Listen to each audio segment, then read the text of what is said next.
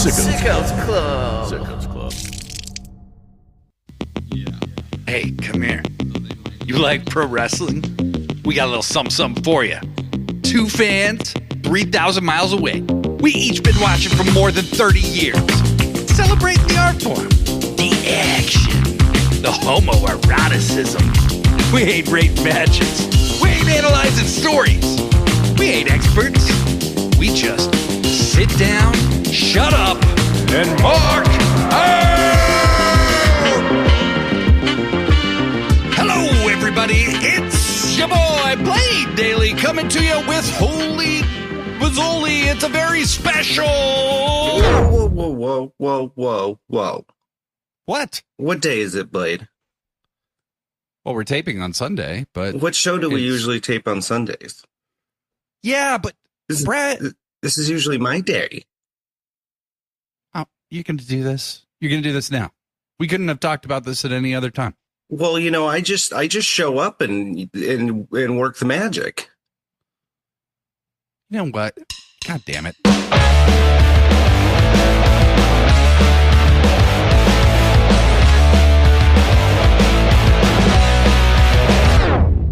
Hey, I've got an idea.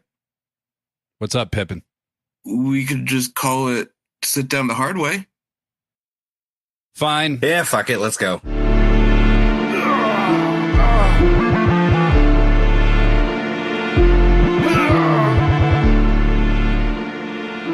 All right, well, hey, everybody. Welcome to Sit Down the Hard Way, the one and maybe the only episode of Sit Down the Hard Way. I'm Blade Daily, joined I'm by Brett Michelle.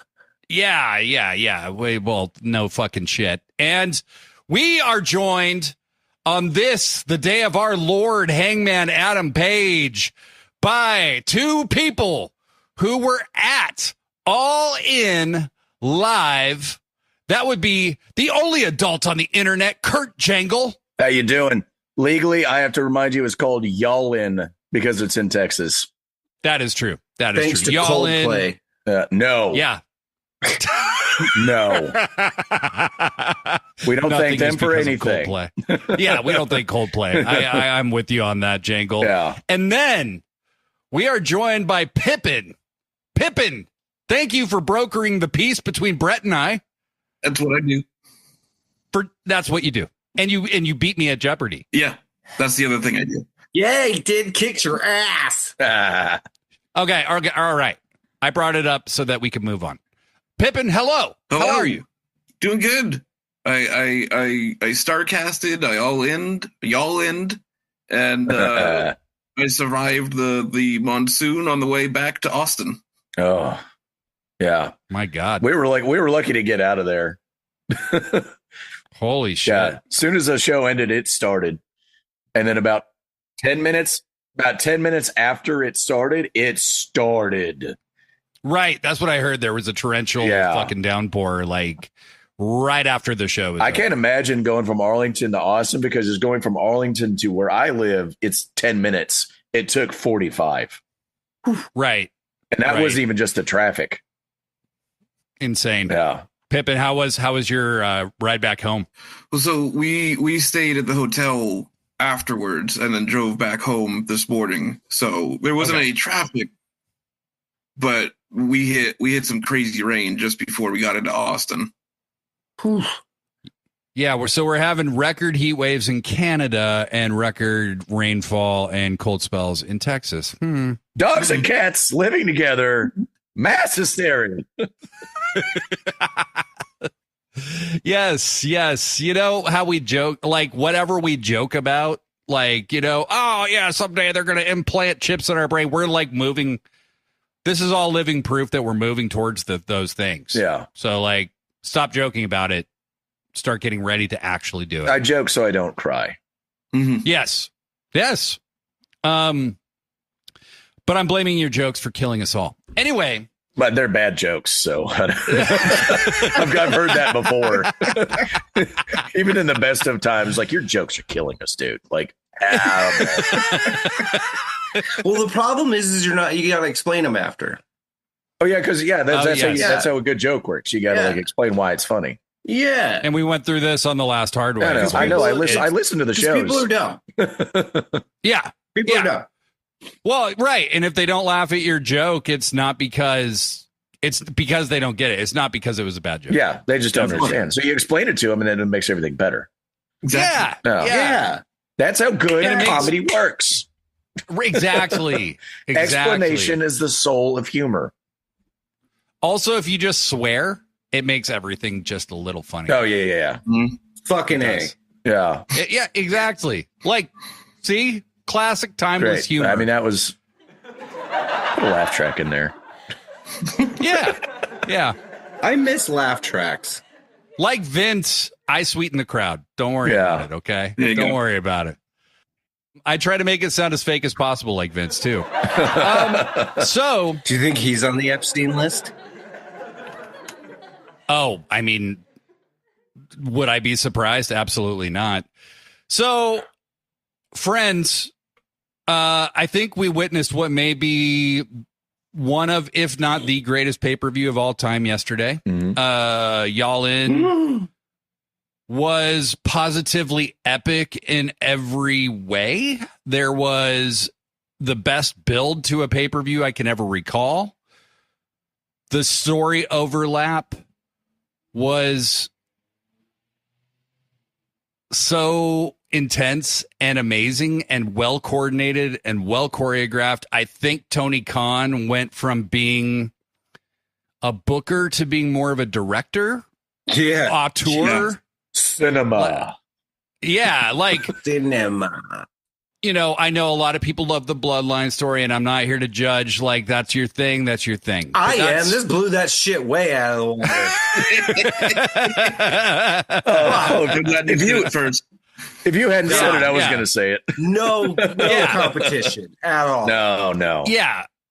And I remember all the cinema posts, at the time with, the Bloodline story and stuff. And that's whatever. But like, to me, this really felt like wrestling kind of becoming something bigger than wrestling in so many ways, because I think it's, the combination of the wrestlers being innovators themselves, like a John Moxley. Well, here's why I think this was much better, in my opinion, storytelling wise, is because the Cody thing was cool, but like the only real, like, I guess, and I'm not saying wrestling has to be deep all the time, but like the only depth to the Bloodline story with Cody finishing the story and stuff, because that's what people are comparing this to, right? With Hangman finishing his story.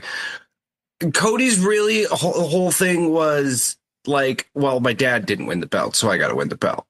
And like, okay, he had to overcome Brock Lesnar and The Rock, but like there wasn't much beyond that. Whereas with Hangman, you had a story of a guy who he went through alcoholism. He learned about the importance of friendship and having your buds behind you, and like he grew as a performer and a man in this story, rather than just like, well, this guy's dad never won the belt, so we should give him the belt. Mm-hmm. Yeah. Mm-hmm. There's an entire character arc that affected other people and brought so many other people up with it. Exactly. Fuck cinema. This was literature. War and Peace with chains and blood and spikes and Jesus. Absolutely. And alcoholism, like a real writer. Yeah. James Joyce would be proud. Yeah, alcoholism. Not enough fart jokes for James Joyce, though. That's true. James Joyce, renowned fart joke guy. So what I was gonna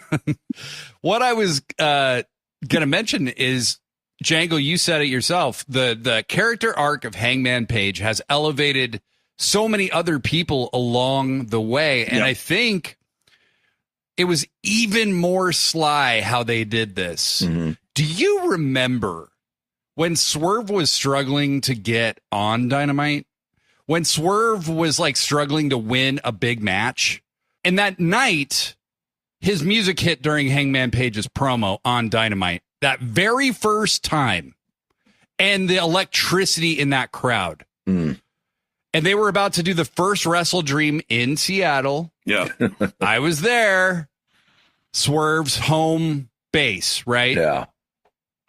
And I was there for the first Hangman Swerve match, which is really lost in the shuffle of the greatness of Hangman and Swerve because they've done so much crazy shit since then, right? Yeah. Yeah. And, I completely understand. It was a great match, but like just barely setting the table for what was to come.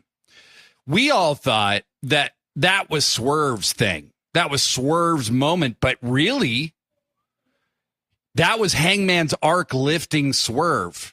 And Swerve being such a central character in that story that now he is a huge star in his own right. Mm-hmm. I don't think Hangman's necessarily like a bigger star or more important person than Swerve, but Hangman is literally AEW Jesus. That is literally who he is. Like his story involves everyone, and his story is what's lifting. It's like the Bible of AEW at this point. I want to touch on the main character thing because I've just recently today seen people complain about like, well, I don't like main characters because they always take attention off other people. And, Hogan was a main character and da-da-da-da. Like, no. This ain't that. No. This is an actual main character who's, if you get in their orbits, you're being lifted up into that stratosphere with them. Yeah, You're exactly. not brought in as a monster of the week to get felled. Like a real main character is going to bring the people around them up. I mean, look how much we still love Dark Order whenever they pop up. You know what I mean? Right? Mm-hmm. Yeah. And it was, Hangman did a lot for Dark Order. They did a lot for him to be like, hey, man, you got friends. If you want them, you got friends. Mm-hmm. We'll be here for you. But that lifted Dark Order. Yep. That helped them. At a time that they needed it. One thing I really love about AEW, the way they do that, is no matter who's, kind of the main story of the moment, I like that it's laced throughout the show. Like everyone backstage in the company feels connected to what's actually like the main part of that, week or pay-per-view or whatever, you know what I mean? Mm-hmm. Yeah. Yeah, they Pippin, go ahead. I don't feel like I'm about to talk over you. I've always referred to wrestling as soap operas with fighting. But I heard somebody say something this week that I think is a better representation, especially of AEW.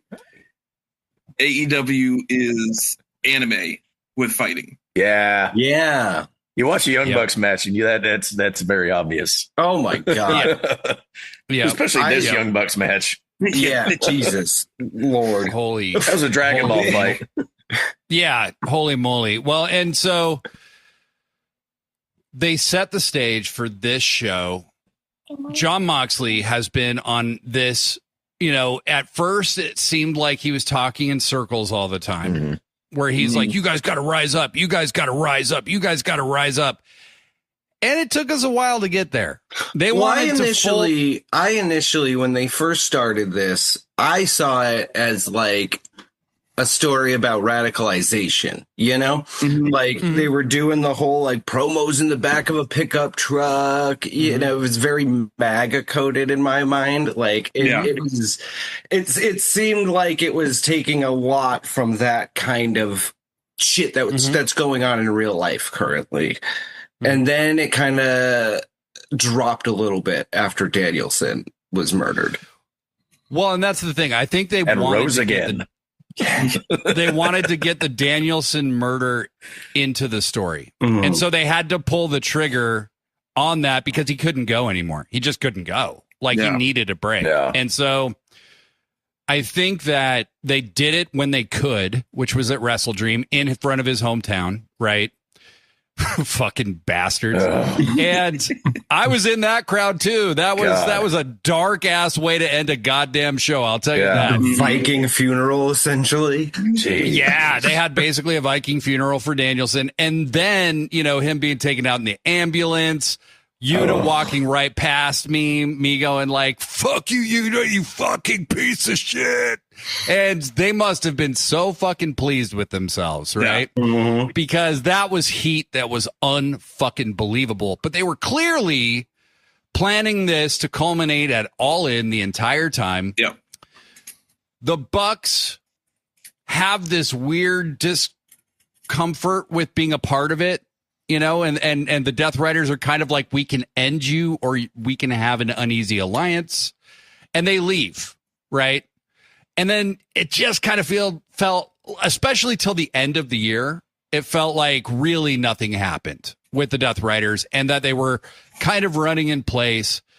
They obviously were stalling for the HBO launch, you know. Well, for me and a lot of people that I've talked to or seen reaction from online and whatnot, it seemed a lot. I think a lot of people agree that when Cope got involved was when it kind of started picking back up. Yeah. It did. That was when it really started. Like, all right, now we're like working towards something. So right around Revolution was like, it got like a forward momentum again instead of just kind of in place. Yeah, when they started the build to Revolution, which really was January 1st. I mean, they had that first episode where he returned, and it was obvious that there was going to be some overlap between the Death Riders and Cope and FTR, which eventually, you know, even that branched out and ended up becoming so many other things. One that culminated last night again. Yeah. What a moment that was, right? So, like, this Death Riders thing has literally been on... you know, on since last September when it started at All Out, right? Yeah. When they turned on Danielson. And then, you know, I am on record. I do a podcast every week. I have criticized the Death Riders story many times. But one thing I never criticized, because I know better, is Jon Moxley himself. Okay? Now, you don't necessarily need to like a storyline or where it's going or how fast it's moving or whatever to respect a fucking master storyteller and craftsman. Okay, you can dislike what he's involved in without dissing him directly. That's why I named my cat after him. Yeah. And I will just say that without all those disappointments, without all those frustrations, without all that madness, we wouldn't have had last night. No. Yeah. That's so important to really remember. And as we go, and once we get to talking about the main event, which will be quite a ways from now, probably, I do want to really, really talk about the greatness of Jon Moxley, because he was such a huge force. We all know Hangman Page is so great. And he might be my favorite wrestling character ever. Yeah. I mean, he's that good. I just don't, you know, there's Hulk Hogan that I think there, you know, people aspirationally kind of looked up to like a comic book character, but that's all he was, right? He was like a comic book character. Hangman Page, I have never seen a more personally relatable wrestling character than Hangman Page. No. Yeah. Like, but uncomfortably so at some points. Yeah. For myself. Yeah. Right. No, I mean, for me too. Yeah. Hangman Page is like holding up a mirror at yourself and looking at the ugly parts too. You know what I mean? Yeah. And Swerve is very similar too. Like, where it's like Swerve is like that guy who he connived his way to the top, and then he's like, shit. What am I doing here? here? Fuck up. Yeah. Like, now I'm here. Now I'm here and I have to defend my position. And he's even found a way to tie in his title reign being kind of short as like part of that. Now we want Swerve to have the title reign that we wanted Hangman to have too. Yeah. You know what I mean? So, I mean, there's so many places to go. But that's a good babyface title reign. The chase is better than the catch. Well, it can be. Yeah. And now Hangman Page needs that legacy but run. But now he needs a legacy run. He had the chase run. Yes. Now he needs the legacy run. And can we just say, people, let it fucking cook, all right? Before we start before we start saying, his run's not good, because I know it's going to happen in like 2 weeks, and it's like, Jesus Christ, people, like, let the story go. Just like everyone was starting to shit on Death Riders, like, it's boring, it's boring. I'm like, look where we got. Where we got. Well, and this was the reestablishment of goodwill that AEW needed with their audience. Oh, perfect. This was the, like, seriously, trust TK, like, trust that team, because TK made a point during the scrum to mention the team last night. This creative team is fucking murdering it. And I do trust them again. Yeah. You know, where it's like, they're not going to change their mind. You know, that stubbornness that we get annoyed at TK with sometimes for sticking with things when it's like, God damn it. Just pivot. I want this Jade Cargill shit to end. And Chris Statlander's not coming back for 6 more months, but she's the one he picked to end it, and she's going to be the one. Like, he's right far more often than he's wrong. So let's get to talking about the aura and the epicness of this event. Pippin, you were there for at least a couple days. Yeah. You went to StarCast. Yep. How was it? How was the vibe? Because it looked like, when I saw on Instagram, I saw the karaoke stuff. I saw the, you sent pictures of yourself with some people. Why don't you talk about who you met and tell us what it was like for you as a fan? Yeah. We got there. We left stupid early Friday morning and got in around just before 9:00. Went to StarCast. Got our bands. Went to StarCast. It was a little weird at StarCast. Like, the hotel they had it at, I don't think was the best hotel that it could have been. It was the space they gave it was kind of small. The upstairs where they had most of the vendor stuff and all that was open to giant glass windows. So it was very warm and very fragrant. Wow. And wrestling fans famous for hygiene and stuff, like in the heat. Oh boy. Let me defend Arlington, Texas real quick on that. I only passed 2 people I could smell the entire Saturday that I could really smell. Well, so I'm very proud. I'm very proud of my hometown. They should just hand out Lumi. I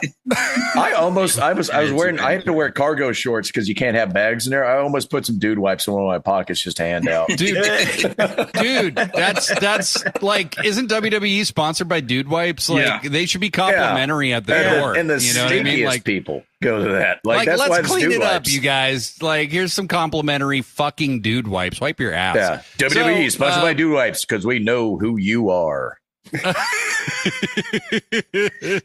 Okay, so I had read that there were some people talking about the hotel being kind of like, it was like a Sheraton or something that just wasn't quite up to snuff to host this thing. No.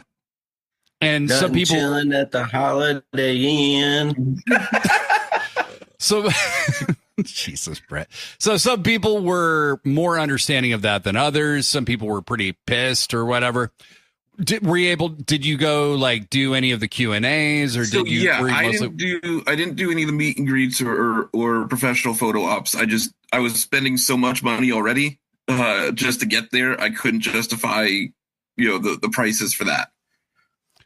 Yeah, honestly, I went to the first StarCast in Vegas, and like I went on a wing and a prayer budget wise, and I didn't pay for shit, but it was actually still pretty fun. Yeah. So I mostly hung out in the panel room, which was the only place that had decent air conditioning. So it was a win there.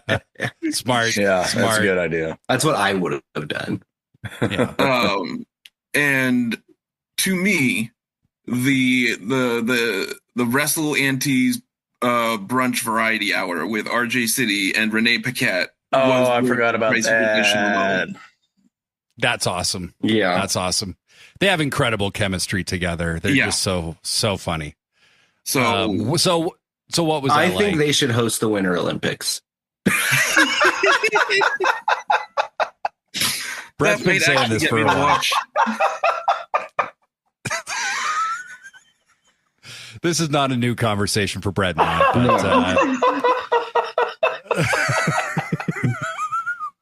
I'm sorry. I'm just trying to imagine RJ Sadie announcing the slalom competition. what's the one where you're like skiing and shooting a gun? Like I could just imagine RJ. Wait, what? Yeah. that a real thing? There's some weird shit. Yeah. They do in the Winter Olympics that nobody pays any attention to. Yeah. Yeah. Oh my God. There's some weird ass sports out there. Okay, so Pippin, you're saying, so was it the guests? Was it just those two? The two of them have an amazing vibe together. They, as promised on the Unrestricted podcast, there were bagels. Nice. And then, they had Big Bill come out and do a stand-up comedy routine. Really? Yeah. How was that? He's not going to be headlining, Vegas or anything anytime soon, but it was good. Like, it was funny. That dude is a big dork. He has a big dork living inside of him. Yeah. Yes, that is very, very true. Big dork. He's a big dork. Well, remember Blue Pants, the Blue Pants gimmick that was Leva Bates in NXT like forever ago? And it's Big Cass singing that song that she came out to where it's like da-da-da-da. It's like Price is Right, but it's Blue Pants, basically. That's Big Cass. I mean, the voice is a million. You can't hide that voice. Okay, so Big Bill came out. Yeah, and he's just as giant as, dude is huge. It's crazy. Yes. It's not an ironic name. No. Yeah, that's No. You can't teach that. Can't. The Get Out meme is just waiting for you, bro. And then they did a live AEW with Tony Storm. Oh, I'm waiting. I can't wait for that to drop. Yeah, Tony Storm and Luther was there as well, and so that was amazing. They didn't act like the crowd wasn't there during the AEW, so she interacted with the crowd, and besides being an amazing professional wrestler, she is such a cool person. And then they were gonna do a live close up, but the guests they were supposed to have couldn't. There was some kind of scheduling thing, so they ended it with just doing some Q&A, and that was a lot of fun too. Both RJ and Renee are just some of the most approachable and personable people I've ever met in wrestling. I'm not good at going up to people that I don't know, even if it's a setting like that where that's kind of expected. But at the end of that panel, I went up and got selfies with both of them because they made me feel welcome enough that I could do that. That's so cool. You also met some other people along the way. You care to elaborate on that at all? So met on All In Day, I got to meet the Gates of Agony and got a picture with them with the Sickos Club sign. And as I was walking up with it, they saw it and they're like, "Yeah, Sickos Club, that's us." So that was pretty cool.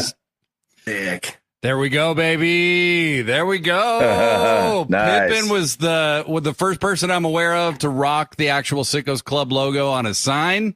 Fuck yeah. That's so dope. And yes, there is a picture of Pippin with the Gates of Agony with the sign. That is so, so cool.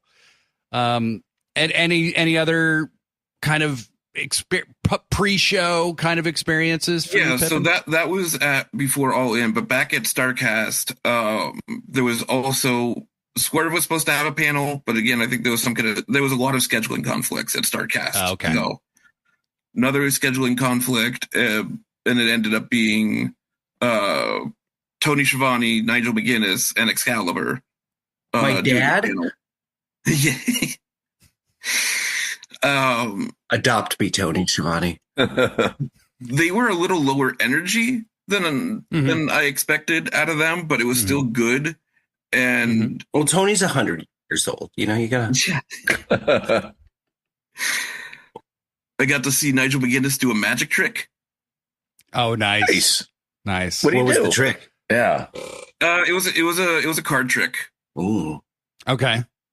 Yeah, I know when he's done magic shows at other events, like adjacent to other events, I've always been kind of like, if I was there, I would definitely go see the Nigel McGuinness magic show.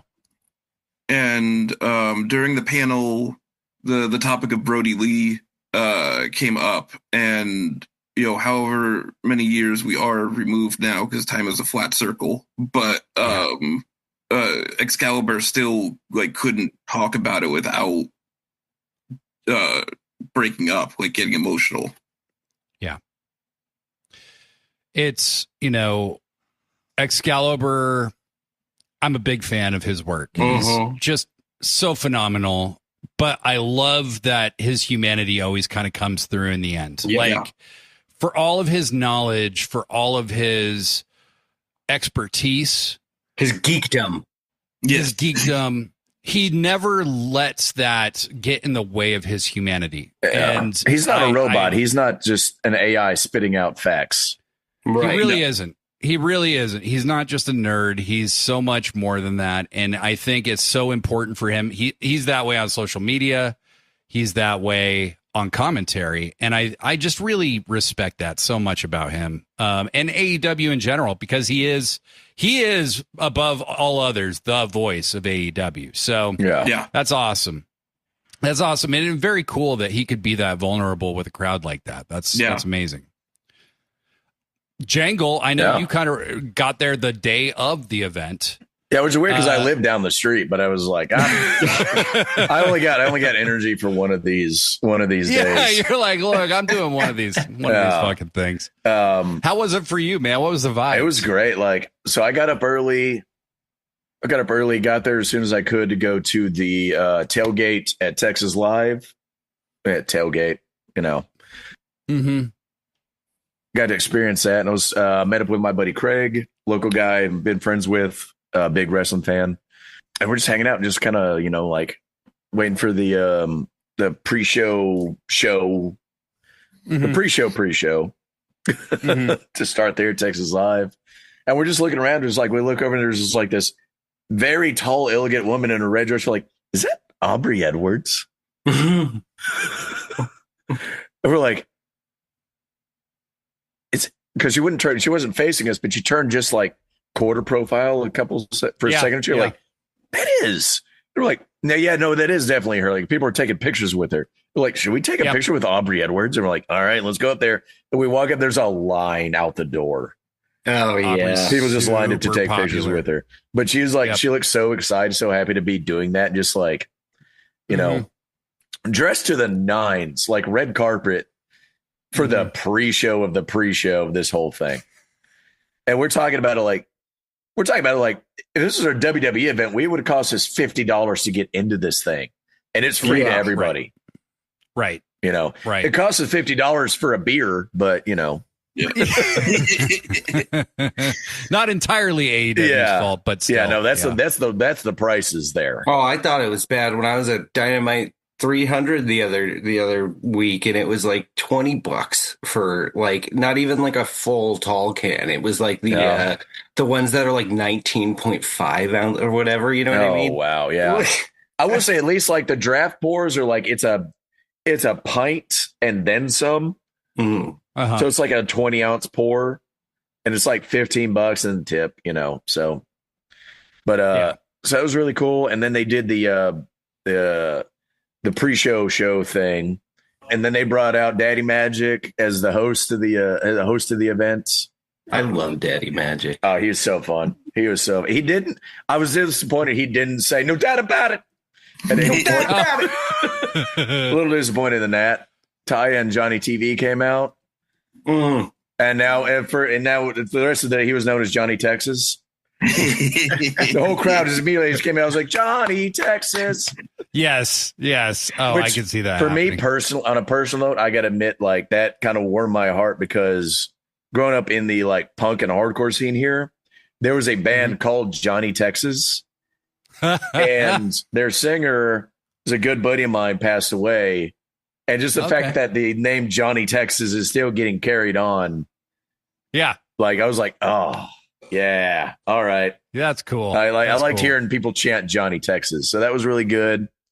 A lot of fun during that whole thing. Got the crowd hyped. Everybody was having a good time. I dropped a picture to some of y'all.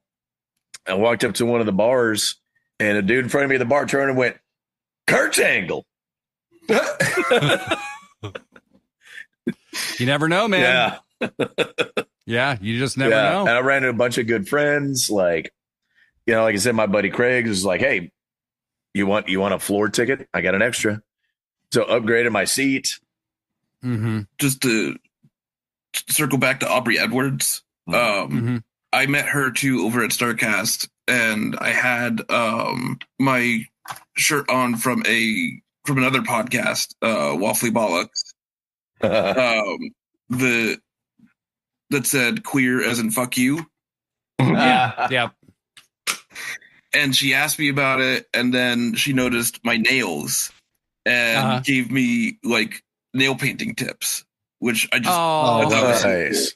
So that's awesome. As much as any wrestler, she has aura. She has a magnetism to her. That's why she's at the level she's at as a referee. Girl Hebner. Yes. Girl Hebner. Hebner. That's how I knew her when I first met her, or when I first saw her ref. She was Girl Hebner.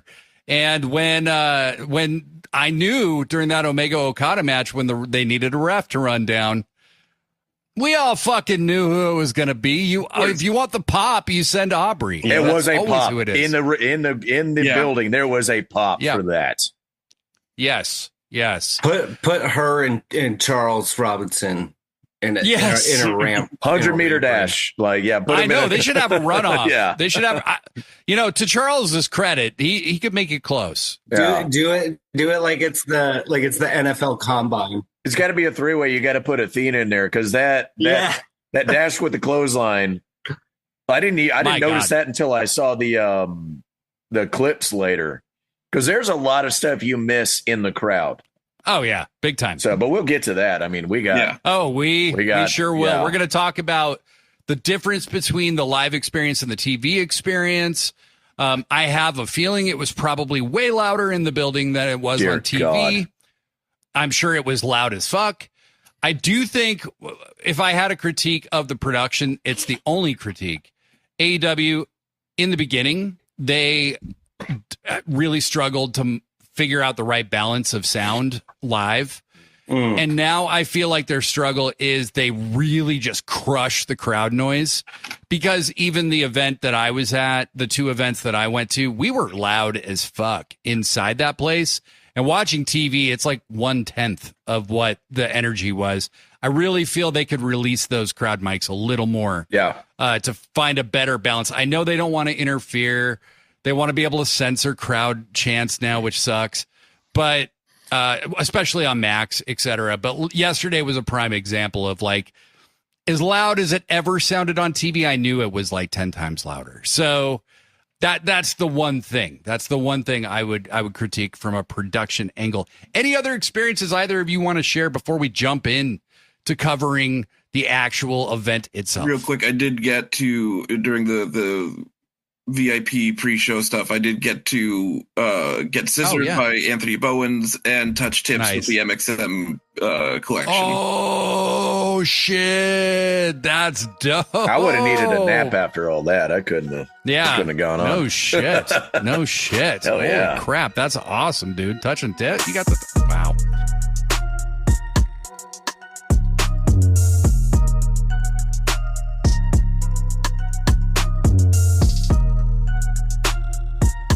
Yeah. We could go go through the pre-show matches. I don't think we need to be honest with you. There was a 6-hour fucking pay-per-view to cover. So why don't we get to that? I'm going to start by saying this is the best pay-per-view I think I've ever seen. Yeah. Yeah. You hear people, these kind of people, I think, who fashion themselves like almost movie critics, talk about 2021 AEW like it's the greatest thing that ever happened and nothing will ever compare to it. Sidgwick. Sorry. You nailed it. No, sorry. You nailed it. No, I'm still doing I barked too hard during Brody King, so I got a cough going here. Yeah, no. Yeah, and I would follow that with what is the most annoying person in wrestling? Sidgwick. Oh God, I can't Sidgwick. get rid of that. Yes, I find Michael Sidgwick to be insufferable. But yes, I'm sorry, you're not the bard of wrestling. You're a fucking dork who tweets your critiques of wrestling. Like, get over yourself. But 2025 AEW is so much better than AEW's ever been before. Yeah. It blows everything every other year away by a mile. Mm-hmm. And that's with people bitching about some of these main events. That's with people complaining about the ending of Mox and Copeland or Swerve not winning the title. That's with all of that happening. Yeah. AEW is on the tear of a lifetime. They've got it pretty much like an 18-month run now of pay-per-views that are just fucking undefeated. Like this has never been done before. I don't want to say it'll never be done again because God only knows, but like it's going to be a long time before another company could hope. AEW's biggest strength has always been their pay-per-views. And yes, this year, especially, like they've just kicked it, like turned the dial up to 11. It's been insane. Yes. For my money, it's been like every pay-per-view I've walked out this year saying like, holy shit, that was the best pay-per-view I've seen in a long time. And like, it just keeps becoming better. Yeah.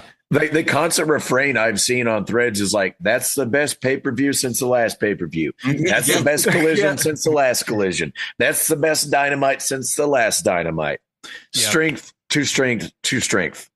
Well, I know they've been talking, there's been a lot of like, little hints at maybe they're doing so well because the people there actually want to be there and aren't using it as like. Wait, hold on.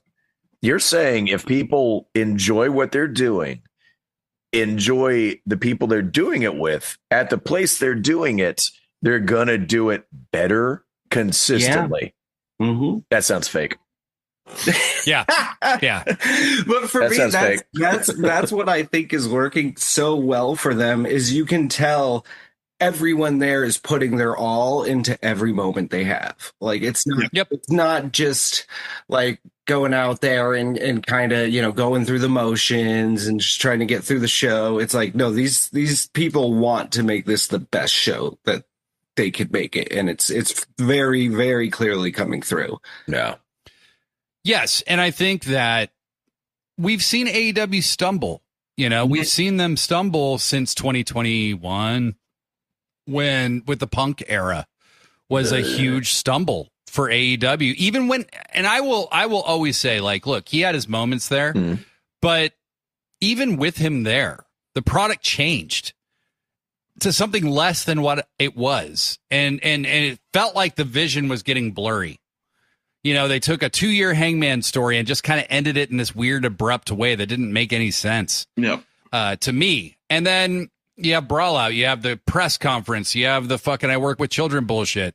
You have, the first All In and what happened on the day of that. And it's like been a 3-year reclamation project to fully trust the vision and see Tony Khan as that visionary voice in wrestling again. Yeah, 100%. But I think they've also kind of found their balance of wrestling and sports entertainment, like it's right. I think they have finally found like the best way to present a live wrestling show that's more wrestling centric than the hooty hoo. But I want to bring this up real quick. The Newport types. Yeah, no, well, yeah, we got to bring that up because your background, I can see nobody else can see this, but your background looks like Newport's right now. Oh, yeah. Yeah. The paint on your wall in the mirror, like it all looks like Newport. One thing that's really changed, in addition to the product getting so much better, is that Tony Khan is so much less reactive to internet, Twitter, bullshit chatter. Jesus Christ, Tony, you are just stay where you're at, bro. Stay right where you're at. You see what's happening is that as he gets less reactive, the other side gets more reactive and they get more, they look pettier and they look more desperate. Honestly. They're trying to bait him and they can't now. They can't. He doesn't bite on any of it. And if he doesn't bite on it and he keeps his focus on putting out a great show, they're not doing that. They are not doing that. Like all this counter programming bullshit doesn't matter because AEW's just like, yeah, whatever. Yeah. We're not going to like hot shot a match to try and counter that, you know? And I think that's what's so important. And somebody brought up like somebody had to go in and do media training for all of them because company-wide, it has been cut down so much and it got so focused on this is our show. We're promoting this. Anything else going on? Doesn't matter. This is what we're doing. Tune in if you want to tune in. If not, okay, whatever. We're not getting dragged into the mire, into the muck. Let's get into this. We do got to quickly talk about the fucking Outrunners coming out in Newport Cigarette. Yeah. Nicotine dream, baby. Which is I love because like if you follow Truth Magnum. He's had the new shorts. He's had the new shorts. Yeah.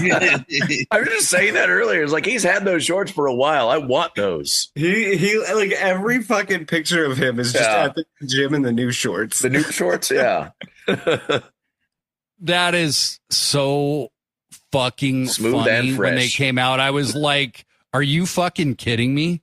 These dudes, the Outrunners are just some of the cleverest, craftiest dudes. They deserve whatever. Yeah. Like, they deserve everything they're getting right lost. Now. I was like, if they're going to... I am too. This is a pre-show match. They should have won. Well, I think this is building to something like old school Crockett shit, where, like, Stokely's going to be in a shark cage. Oh, God, yes. And I take it back. Yeah, get Stokely in a shark cage. Yeah, they just got to make you mad enough at these guys because they are getting screwed out of these matches. Yep. So, like... FTR is beating them, but it's not like they're legit better than them. Well, that match they had the other night was holy hell. That was an incredible match. I posted on Threads like that's one of the best tag team matches I've ever seen. And Truth Magnum liked my post. I was yes. Yeah. I was like, incredible. Yeah, that was such incredible. Brett Michelle dancing. You got a pay-per-view caliber Dynamite leading up to this. Yeah. I mean, that's that Dynamite 300 show is incredible. God. I remember watching the Ring of Honor show on Friday and going like, how the fuck? Like, because guys, like, we're not going to cover it here, but like, you got to see the Bandito Takeshita match. Just lifetime rivalry. On match. If it's not on your match of the year list, you're wrong. Yeah. You can't do the whole thing, but Bandito Takeshita, Thunder Rosa, and Athena, and that was great. And the 4-way for the vacated ROH Women's TV title. Like, yes, oh my God, go watch those, please. Yeah. With all of that, it's time to actually start talking about this goddamn show.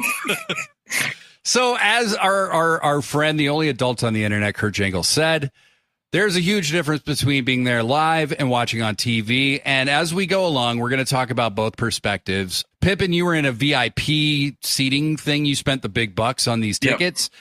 Congratulations. That's super awesome. And as we go, I want to know, like, kind of what you felt like the value of that was, you know, as we go, because people might want to do it going forward if you had a great experience.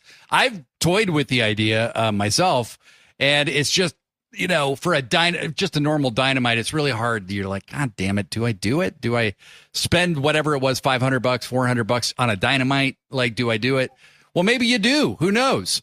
But immediately, I was just met with like, holy shit, this is not a tiny venue or a small, intimate venue. No.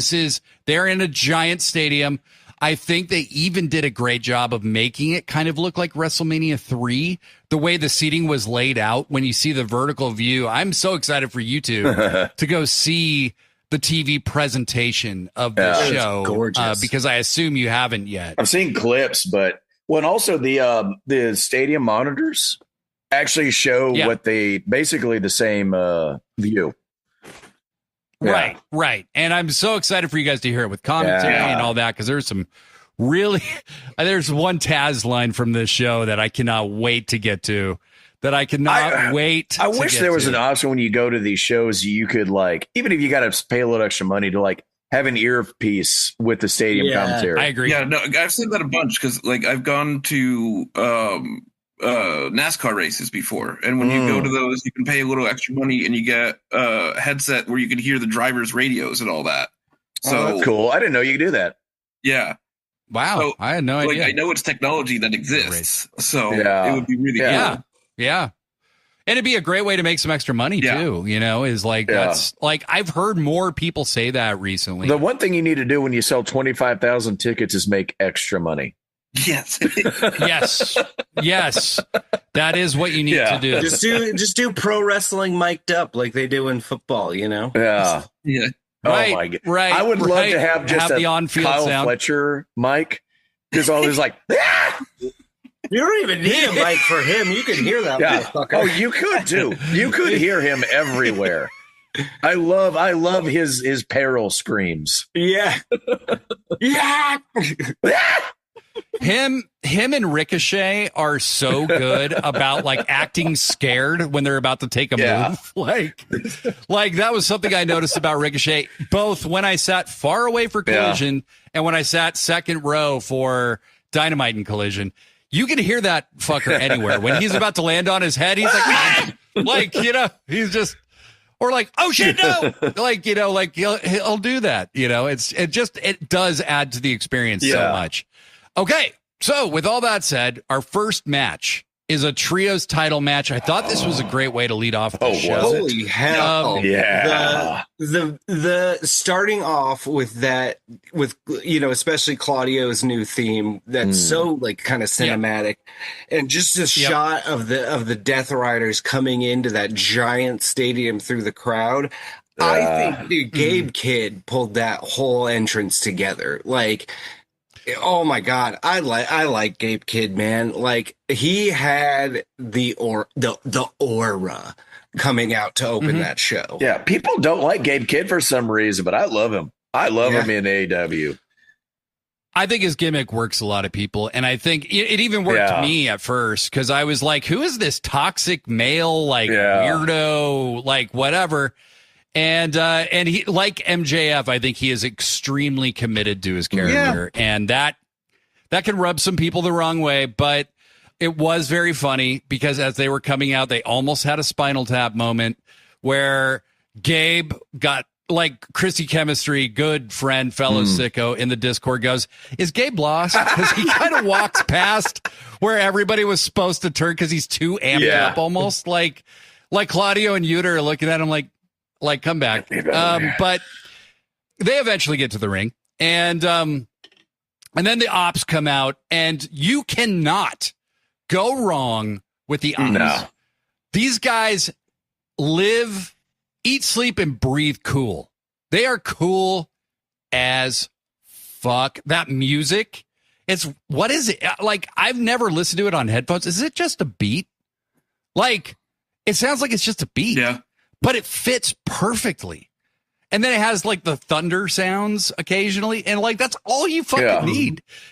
It's Katsuyori Shibata, Will Hobbs, and Samoa Joe in a trio. It's a basic beat. And then just the aura of the people involved carry the rest of it. Yes. But tell yourself that was going to be a trio like 2 years ago. Your 2-year-old self would be like, what? That's the coolest shit I've ever heard in my life. It's ridiculous. Yeah. So this was not anywhere near the best match on the show, but it didn't need to be. It had a story attached to it. I made the prognostication. I felt very smart watching this show. I was finally felt very smart, by the way. I've been wrong the whole way through all year long. You said the word prognostication, that you had to tell us you felt smart. Yes, I did. That's a 5-letter word, my friend. Because I have prognosticated very incorrectly, as listeners of my show will know. Basically, every pay-per-view, I've gotten maybe 1 or 2 matches right. But this show, I felt like the Death Riders were just going to go for the show.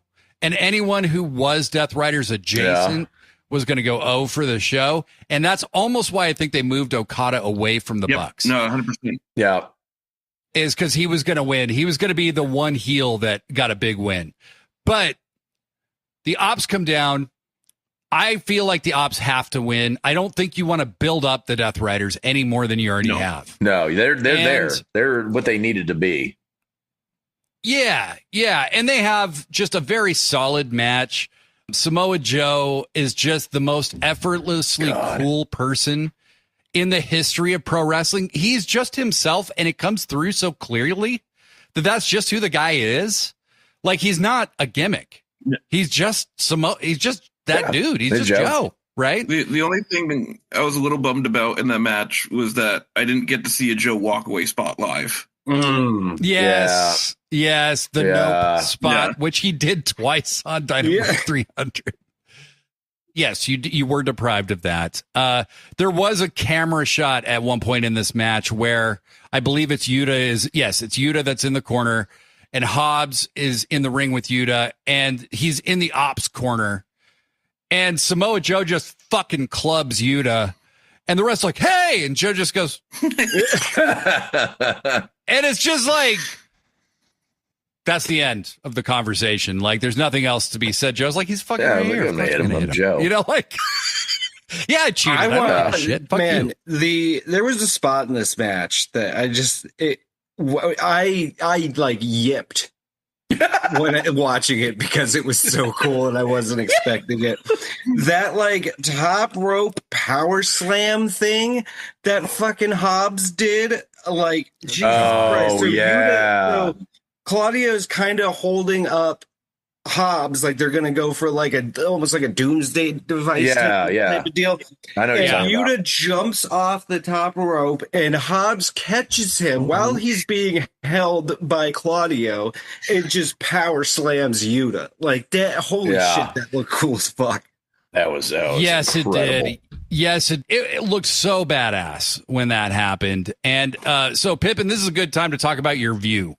Because you had these VIP tickets. How well could you see, literally, from where you're from? So, like, the view itself was pretty good. Like, I was, like, almost straight. You could draw a straight line from where I was sitting up to the entrance ramp. So I had like a kind of straight on shot. Mm-hmm. They were a little further away than I would have expected, but that was because they had so much floor space. Yeah. And it being in a big... And you're elevated a little bit. Yeah, elevated. Right? That was the best part. We were elevated, and so I didn't have to worry about anybody being, like, blocking my view. As we've discussed in depth recently on my show for my Dynamite experience. Yes, I had the most giant man in the world sitting in front of me. Yes. So an average height guy? Oh. Fuck you, bro. Fuck you. Wait, real quick, while we're talking about height, did Gerald get out anytime recently? What? Blade, did Gerald get out? Did he escape? Gerald's fine. Because I was walking into the bathroom at a Globe Life, and a very, very short man walking very sternly with a Trumpomania shirt walked past me, and I just was like, is that Gerald? God damn it. Okay. Guys, Gerald escaped.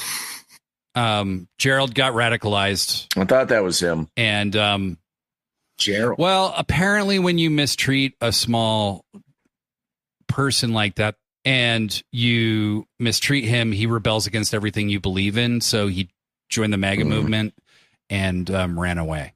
Who's Gerald? So yes, he's the guy who plays the music on Sit Down, Shut Up. That's why the music's been so off today. Yeah, that makes sense. Yeah. I'm sorry. If I'd known at the time, if I thought about the time, I would have wrangled him up for you and brought him back.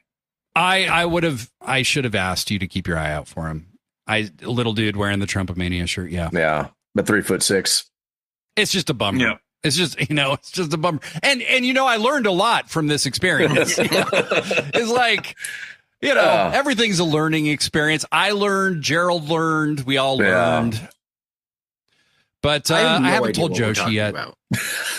Well, you haven't been listening to my show. Thanks a lot.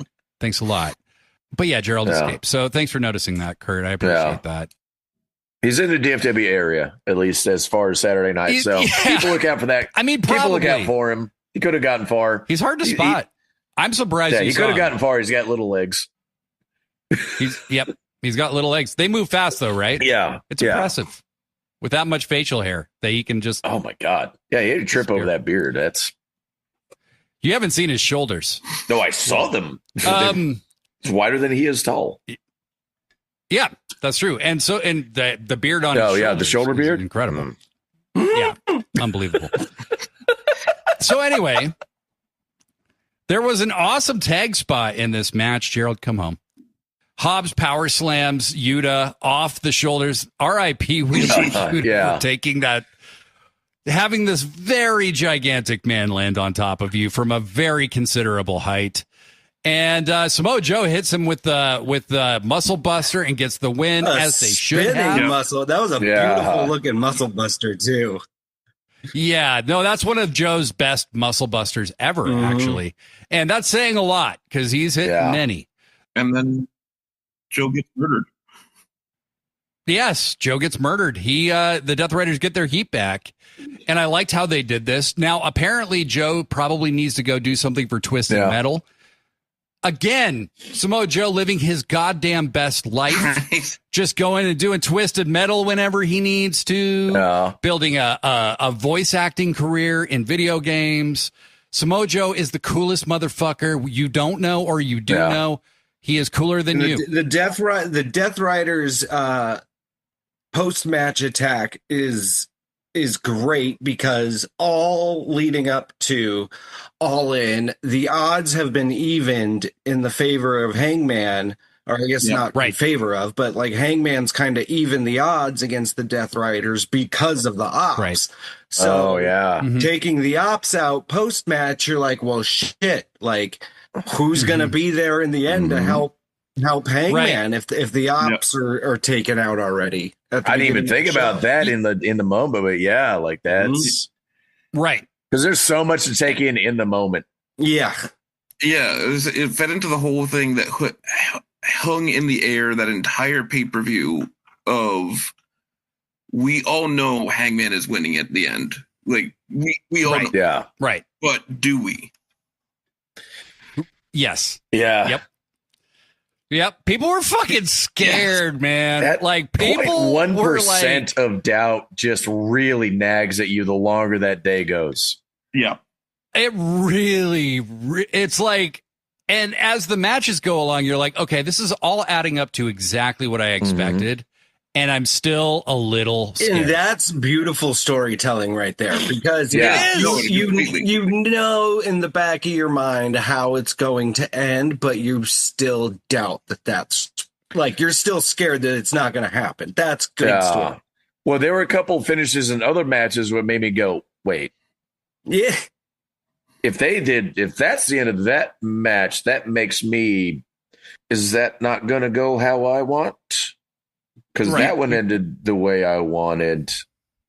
You can't out meta think Tony Khan. Yeah, it's 4D chess with a weird AI brained dude that just is always right ahead of everybody. Right, like Twitter's got Grok and Tony Khan's got Tony Khan is Tony Khan's own. It's just chat like Tony Khan. Yeah, it's Chat TK. Oh, Chat TK. Oh shit! Okay, that's what we call Tony Khan's booking Chat brain. TK, Nice. Holy shit, that's going to be a bit going forward. All right, well, we'll consult with Chat TK going forward and try to decode the Booker mind of Tony Khan.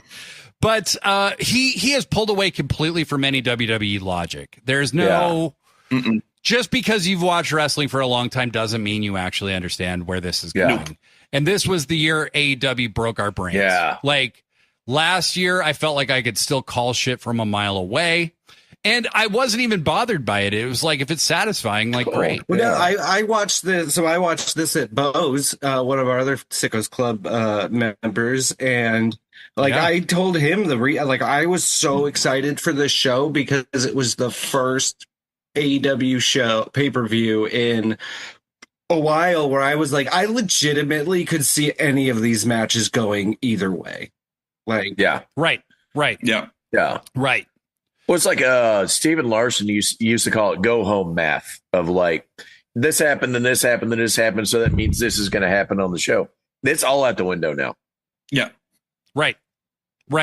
Well, like Hangman was standing strong at the end of Dynamite. And that would, in Vince logic or in traditional wrestling logic, that would mean Mox might win. Yeah. You know, like you make this guy look strong, so that means he's going to lose on Sunday or Saturday or whatever. You know, like the traditional wrestling logic didn't apply to any of this, and that it made it so much better because it was still logical. So once you finally saw it play out, you're like, oh, I get it, like that. Yeah. Yep. Yeah. Yep.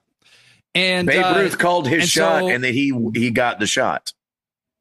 Yes, he did. Yes, he did. Even though that's not a true story, he did. We're talking about wrestling. None of it's a true story. We're talking about wrestling. It's fine. All right. It's fine. None of it's a real story. It's fine.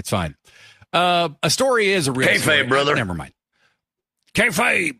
So next match, men's casino.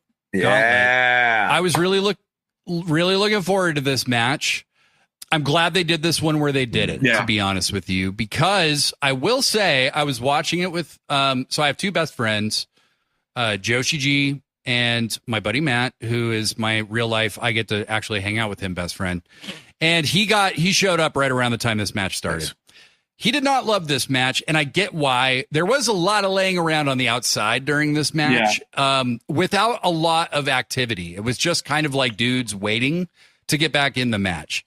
I think it's personally probably because they didn't put as much coordination into this match as they did into the women's gauntlet later. I still enjoyed the match a lot. I thought it was very fun. And I thought the winner was fairly predictable. Yeah. It was going to be one of like two or three people. And I had picked Ricochet at the beginning on our prediction show. This is one I did get wrong, but I'll give myself some grace. I had penciled in MJF because my logic was if Hangman wins, that's a great feud right there, because they had already kind of been feuding a little bit in the months leading up to this, and Max has still had like some backstage interactions with the Cowboy, as he calls them, leading up to All In. So I'm like, okay, that would to me make a lot of sense, is to have one of the first kind of big feud for Hanger if he wins is MJF. Yeah. How was the match in the building, fellas? How did it feel to you guys? I mean, it was just a lot of fun. Like, I think most of the fun of watching that match live was seeing who's coming in, waiting for the big, like, you know, the pops for everybody that coming in. It was a lot harder. It was somewhat harder to notice that there wasn't as much, like, because AEW usually does really good with multi-person matches. There's always something going on. Everybody's still involved in some way. But I did kind of notice a little bit more, even from my perspective, like, there's only 2 or 3 people in the ring at one time. Wasn't a lot of like real complicated, like multi-person action going on. Right. Which they did do in the women's gauntlet later. Yeah, it was something I could feel during this gauntlet match over the women's, was that like I could tell before the countdown went up on the screen when we were getting ready for that, when the next person was going to be coming down. Yeah. It was pretty well telegraphed. Like, okay, we're getting ready for a countdown, but all the pops for the countdowns are great. And, you know, Brody King got a big bark from everybody. Yes, he did. Mystico. Yeah. Yes. Which, man, I kind of feel bad, you know, because he's been trying to get people to, like, you know, sing the songs, and but like here in the States, I'm like, dude, like Americans only know fucking English. Like, you're asking, like, but to be fair to that, like, they played enough of the song. They got to the part where like enough English speakers like could just kind of vocalize the sounds. Yeah. So there was that. Yeah. Well, and that's the thing. So, like, Minoru Suzuki got Kaze ni Nare over, right? They got to just keep pushing it. Keep doing it. Keep doing it. Because it's already, even as of last night, it's already, people are already like, okay, I want to be part of that because it's such a cool moment. Yes. So, yes. And what my I love, fellow Americans, I'm begging you to learn another language. Please. Yeah. Or at least just to tangentially kind of understand it.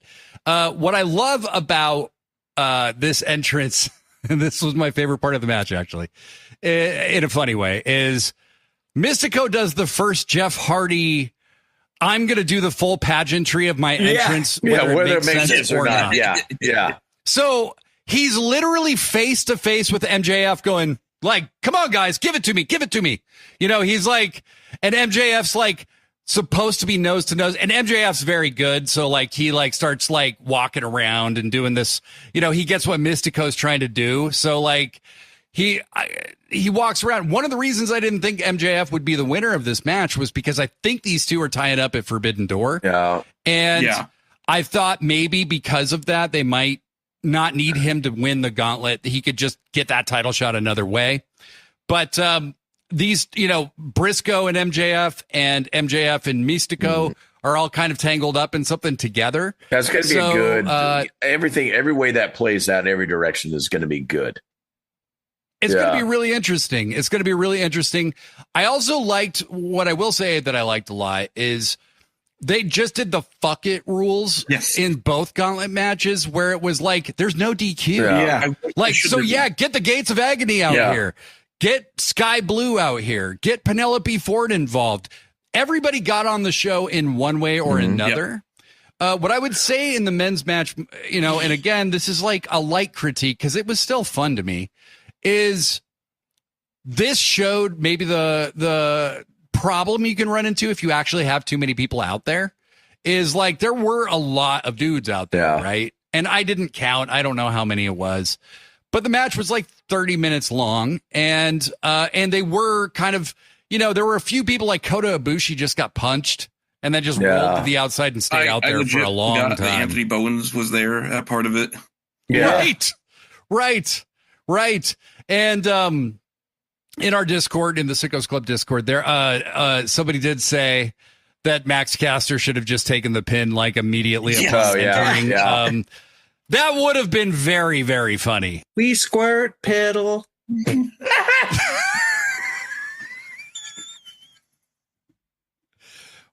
Oh my God. Okay, we squirt pedal. Wait,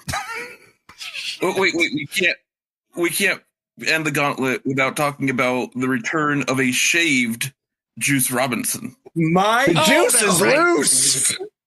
The juice is loose. He's got such a little face. He's got such a tiny little face. It's adorable. He's got a tiny little adorable maniac face.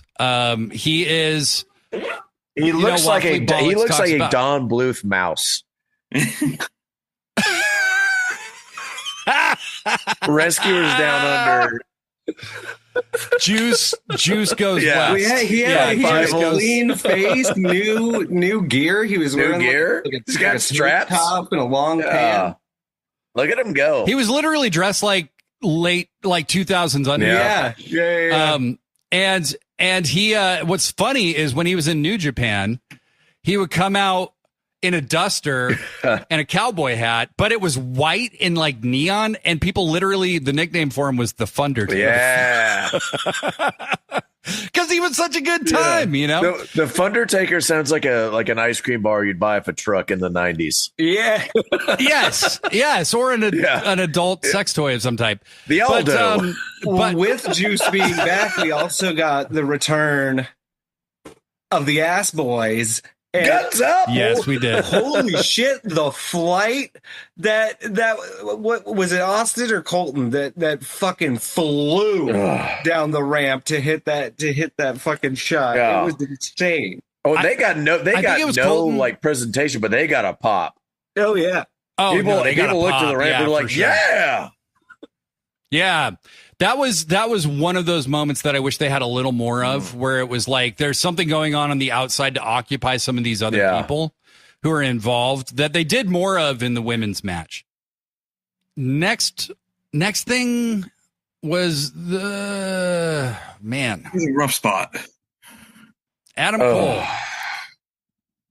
It had been announced on the pre-show that he was hurt and that he needed to vacate the TNT title. I thought that was interesting because Red Velvet just got an interim champion. Yeah. But, they didn't say what her injury was. So for him to have to immediately vacate it was very concerning to me. And it came out today that it is concussion related. Which, look, we've seen Danielson come back. We've seen Christian come back. That was why he wasn't involved anymore. Adam we have Copeland. seen people come back from these. Yes, Adam Copeland. We've seen people come back from these types of problems, but it sounds like Danhausen actually is a guy who needed to take years off to recover. It's going to be a while, though. Yeah. He said it was going to be a while. He broke down in the ring, and so did I. I had tears in my eyes watching this. I very rarely cry. I did too. For wrestling, but they panned on so many grown men who were crying. I mean, this was very sad. I'm glad that he said, hey, I'm not in the headspace to announce whether I'm retiring or not. I am of the mind that Adam Cole could be a commentator. He could easily. Interviewer and agent. All the commentary he's been doing for the last year or so has been great. Right. I think he has a job with Tony for life, and I think that he's the best spokesperson for your company you could possibly ask for. Even in his promo in the ring. Yeah. Yeah. And look how grateful to everybody he was.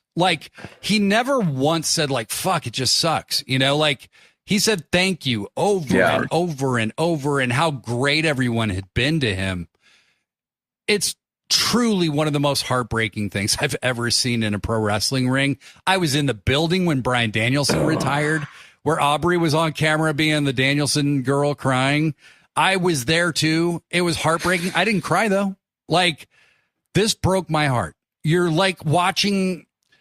There's something about Adam Cole where he's such a pure of heart guy. Genuine. That he's so genuine. And you don't feel like that's an act at all. Even Britt Baker, his ex, tweeted out, heartbreak emoji, baby. With the heartbreak. Yeah. Nobody hates Adam Cole. No. I've never heard a bad word about the guy. So this is just the absolute not the guy you want to see this happen to. But I'm glad that he's being smart about this and trying to get on top of it. He's still got a very long life ahead of him.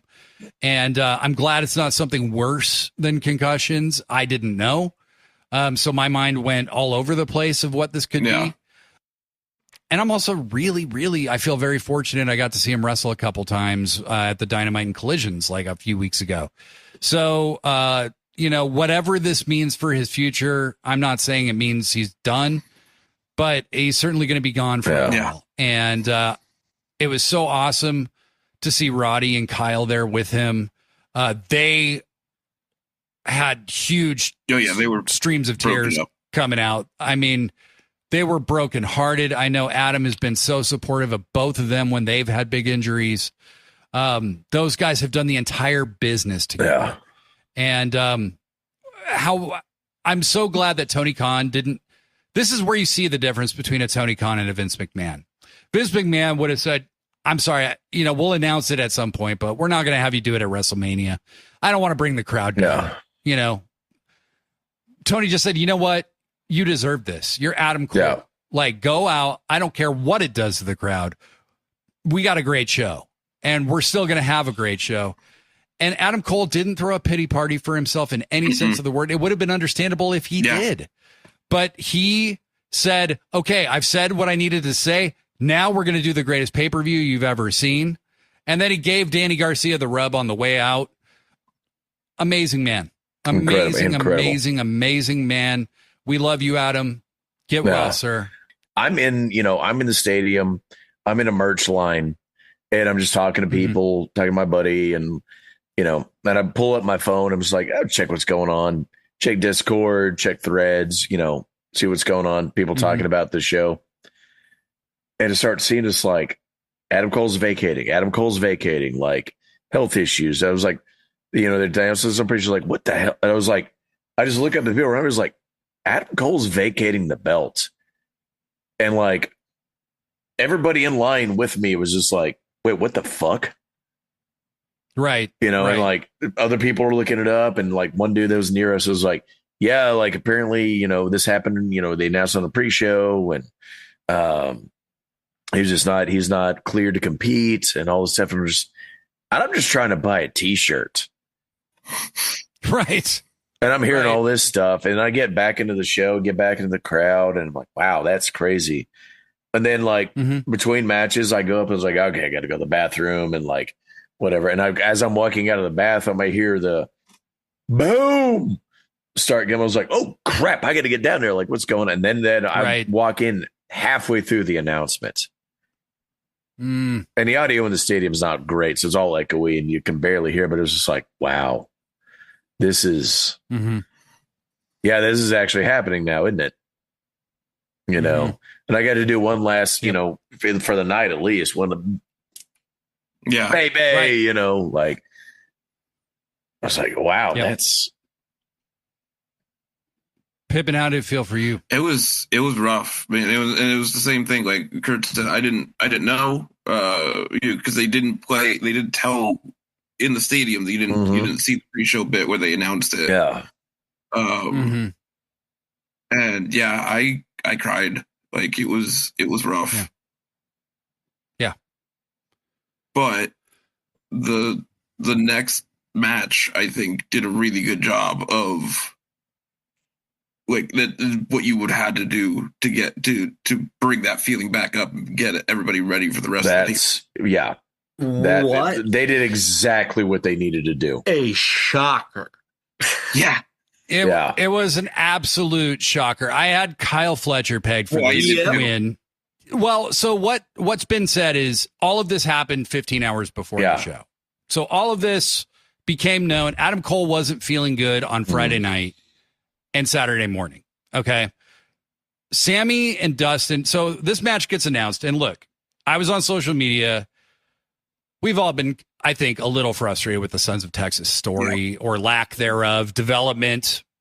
And there are a lot of people who weren't happy that Dustin and Sammy were in this match doing double duty, right? Which I understand, like if it doesn't go the way it goes, I understand because it's like there's so many people who could have taken that spot, like theoretically. Fair, but I also think all the people that could have taken that spot were in the multi-man match. Yeah. So like, but after seeing that match, I was like, they were already busy. Like you couldn't have double booked them into like two matches in the same night. I do think it was rad as hell, though, that Fletcher, his new theme is by Hot Mulligan, because I really fucking love that band, because I'm an old emo music loving bitch. Yeah. So that was I did notice, I was like, oh, he's got new music. Yeah, he's got new music. Look at my boy over here. He got the winner entrance. Yeah, he did. That. Yeah. There was a little bit Everybody of was ready for him that. to win that because it was like, okay, well, he was going to win it anyway, and now it's just obvious he's going to win. I thought he was going to, you're going to hand him the win now. Well, if it was him versus Cole, I think he would have won it. Oh, yeah, exactly. Yeah. Yes. Yeah. And so, long story short, the point in this match is it's Dustin Rhodes, it's Sammy Guevara, it's Kyle Fletcher. Who's the fourth person? Timu Channing Tatum. Garcia. Daniel Garcia. Okay, there we go. All right. I'm like, who's Channing Tatum? Who I love. I didn't mean that in a mean way. I love Danny. I love Danny Garcia, by the way. I'm a big Danny Garcia guy. But I think Dancy Garcia. Yes. There you go. Dancy Garcia. Has nobody said that yet? I just came up with that. Nobody ever said Dancy Garcia. Christ. Tragic Mike. Jesus Christ. Yeah. Tragic. So we have a 4-way match featuring 2 former TNT champions and then Dustin Rhodes, which on paper made no sense at the time because he's not a former TNT champion. He's challenged a bunch. He's challenged a bunch and lost. And Fletcher felt like the guy who was going to win anyway. Yeah. And I thought Dustin winning was a shock, but more so. And I loved Dustin winning. I'm going to be clear about that. I thought that was great. My reaction was, what? Are you fucking kidding me? Wait, no, I love this. Yeah. Yes, that was my exact reaction as well. And so on TV, it was perplexing for a second. And then you see Dustin's reaction to winning. And then the crowd just starting to go nuts for him. What I liked about this match is it actually did precipitate some development in the Sons of Texas. Yep. So you finally see the wedge.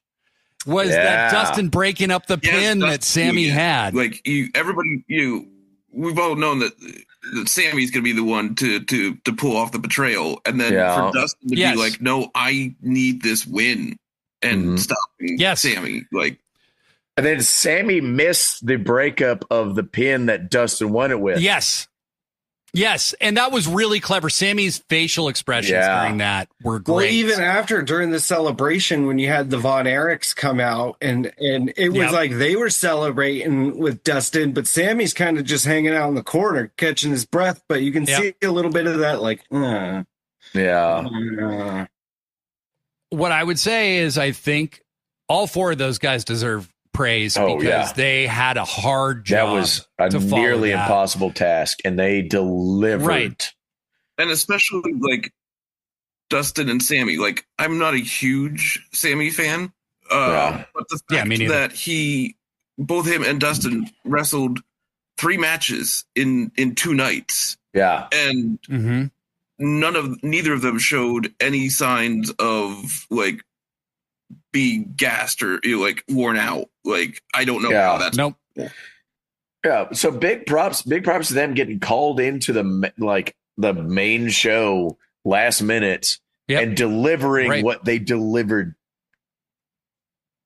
Can't be mad at anything about that.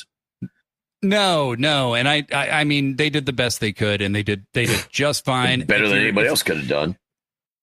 The next match, people, was one of the very best matches of the night. I don't think it's debatable. In my opinion, the Young Bucks prove the genius of the Young Bucks. And when you are working with the caliber of athlete that Swerve and Will Ospreay are, you can do magic things. And they made magic. The magic started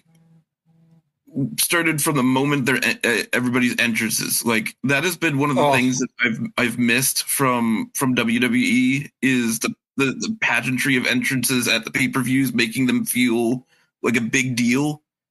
And from here on to the end of the pay-per-view, it was just like insane entrance after insane entrance. Yes.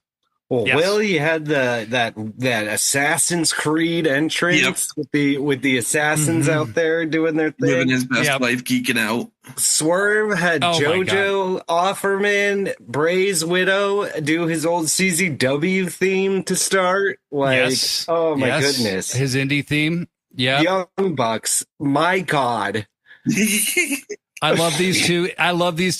Idiot, asshole, dickhead, piece of shit motherfuckers so much. I love these guys. Levitating through the crowd.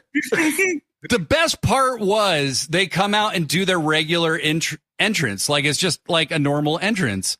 And then they're like, wait.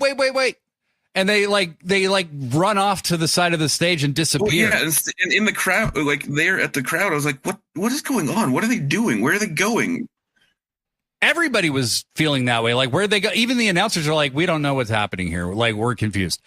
And then they come in on a model ship of the Delaware, the ship Washington crossed the Delaware in. And Justin Roberts is reading their screen. Pippin, like, could you see the ship and everything? Yeah, no, I could see the ship. And like I could see the path where I thought it was going to keep going. Like, I thought they were going to go all the way around and I don't know whether it was like they ran out of room or like that was the plan the whole time, but it still was really cool. they got to the end point and then they like elevated it. And then they just kind of stood there to be marveled at for a minute.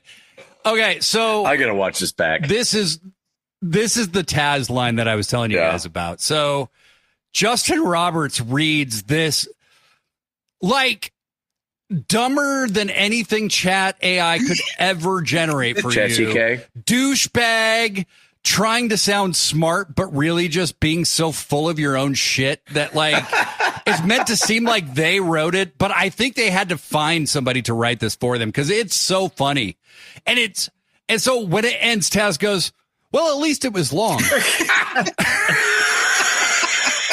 And then Ospreay's in the ring like he's just like tapping his fake watch, and Swerve looks legit pissed. Like what the fuck? Like this is taking forever. And I love that they trusted the audience to stick with them enough to do this and like really pour it on. Like this goes on and on and on. We and hear it's so full art anti-tyranny in the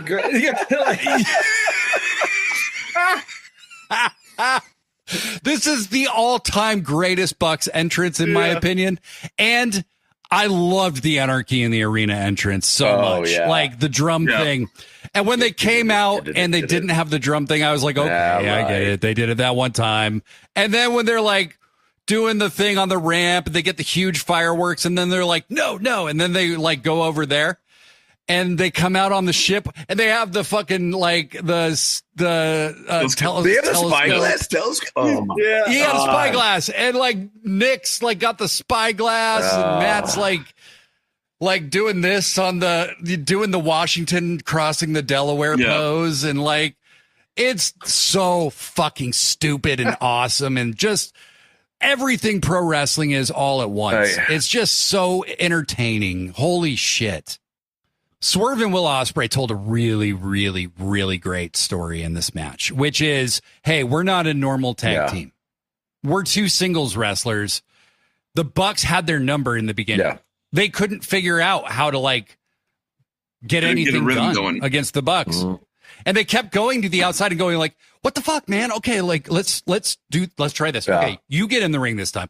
And they would get back in the ring. I love that because my thing is, if you're not a full-time tag team, a FTR, a Young Bucks, they should beat your ass. Like, and this really was like, if not for the gargantuan will and just grit of these two guys, the Young Bucks would have beat them.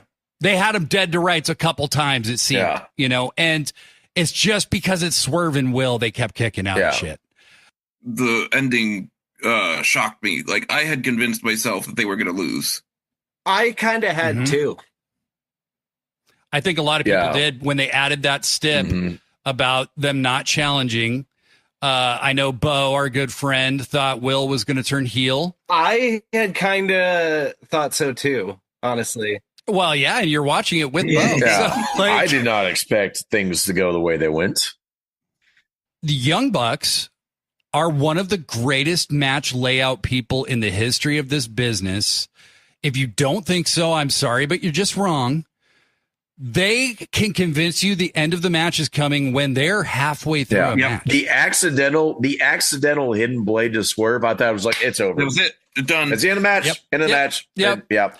They hit the TK driver, which I've never seen anybody kick out of, and Ospreay kicked out of that. Ospreay got super kicked 300 million times and kicked out of that. Where it was like, where it was Matt tries to go for the buckshot lariat, which Will reverses, which Matt reverses, which Will reverses, which turns into a super kick party, and then Swerve gets it. Like, my God, the back and I don't even know. I saw someone online say these are the moments in pro wrestling where I'm like, how the fuck do you coordinate that? Like, Everybody in my section after that sequence was done, they all laid out. Everybody just went, "What the fuck?" Yeah, that might be the coolest wrestling sequence I've literally ever seen. Popped real hard for when the Bucks both hit a destroyer on Will and Swerve, and they timed it perfectly. But then Will and Swerve both pop up and both like Jesus Christ! Yeah. Oh my God, that. that was insane. Yeah. Insane. Yeah, because everybody was like, "Oh, they're dead." Whoa, no, they're not. And then when you remember from Dynamite in Portland when they wrestled to a draw, Swerve and Ospreay, and then the Bucks came out and Will dove in front of Swerve and took that super kick to the face. Swerve, they called that back. Swerve, stop it! Oh, you guys are gonna love the camera work on this because Swerve just kind of falls into the shot. Oh, we can see in it front on the of camera. Will. We can see it on the monitors. It's the same camera work. And Swerve, very slow. Like these two are both exhausted. The Young Bucks have them dead to rights. Yeah, right. It's over. They hit Swerve with those super kicks, and Swerve goes back down, and then he gets back up, and then they do it again, and he goes down, and he gets back up, and then he gets up, and he goes, "Wah!" And he does the Danielson thing that he hasn't done for like a year. He does it at All In and All In only. But Swerve has like a superpower. They hit them with a simultaneous hidden blade and what was it? House call. Blade and the house call. The EVPs are no more. Ospreay and Swerve win. But all the timing on those strikes, the fact that they got the house call and the hidden blade in the just boom, same moment. Like that is. Yeah. If you go to AEW's website now, Will and Swerve are listed as EVPs. I have not. Yeah, seen that's that. interesting. I thought we were the EVPs. That's now. interesting. Yeah. I don't know what the reason is for that, but I did see that, and because they had explicitly said this isn't that, but we'll see. We'll see.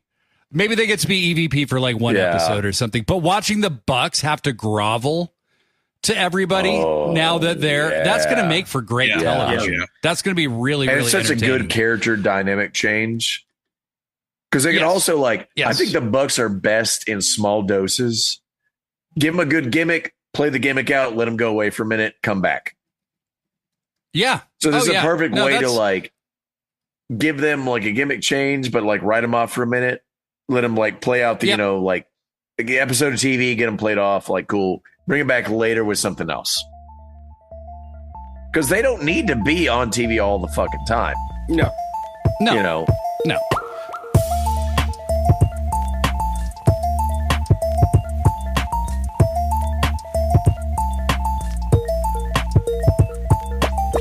Women's Gauntlet is next. The Supreme Gauntlet. The Superior Gauntlet, in my mind. So good. This was fucking rad. As you know, these really long entrances are happening, as these really long matches are happening, as much as I don't want to be that guy and just sit back and enjoy this whole thing, I am just a little worried they're going to use the women's match to shave time. And we wouldn't be wrong for worrying about that because they've done it before. They did it with the first women's gauntlet. Not this time. I believe they had about 12 people in the match, which for my money is about the perfect amount of people. There were some people that I thought were going to be there that I didn't see. I don't know if they were there, and we did, things did have to get cut for time. Like I could have had one or two more people in the match, but other than that, it was amazing. Well, that was my only complaint. Was it got towards the end, and there was a long period from the last entrant to the finish where it was like even the commentators said, like people could still come in, but then no one ended up. No one did. The inconsistency with the entrances did get weird in both matches.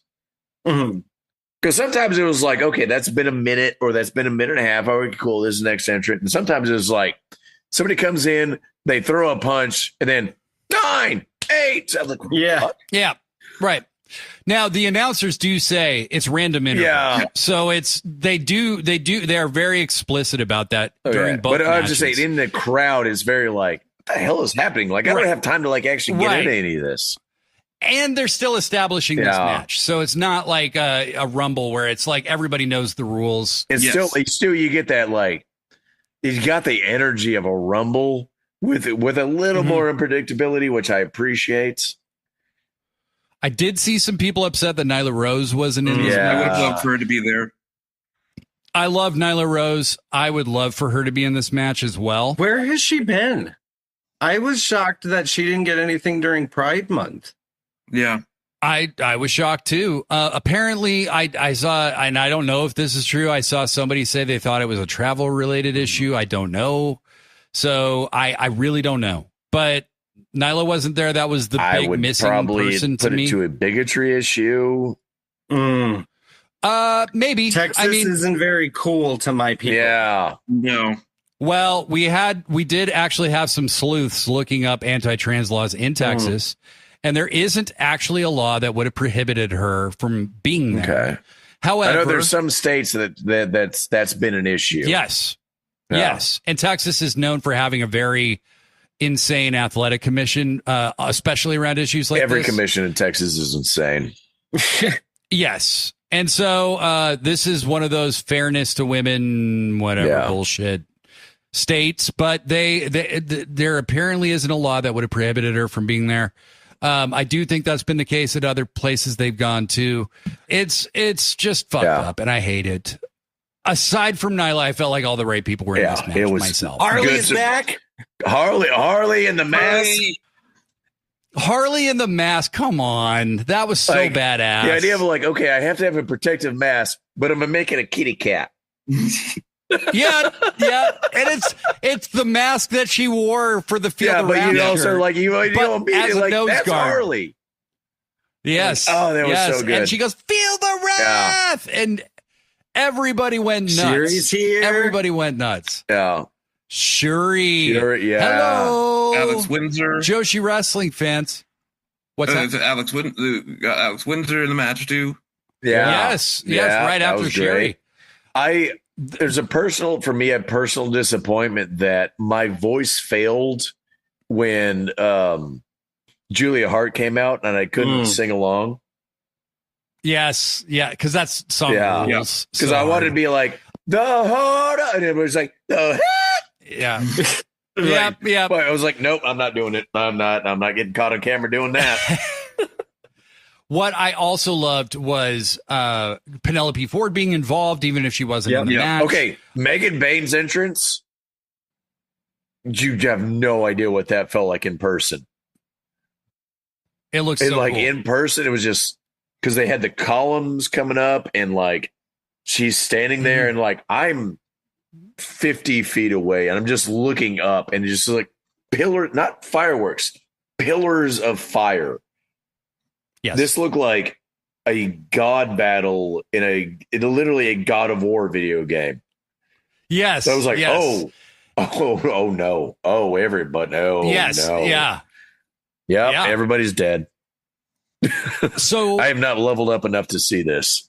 I will say I love who ends up winning, because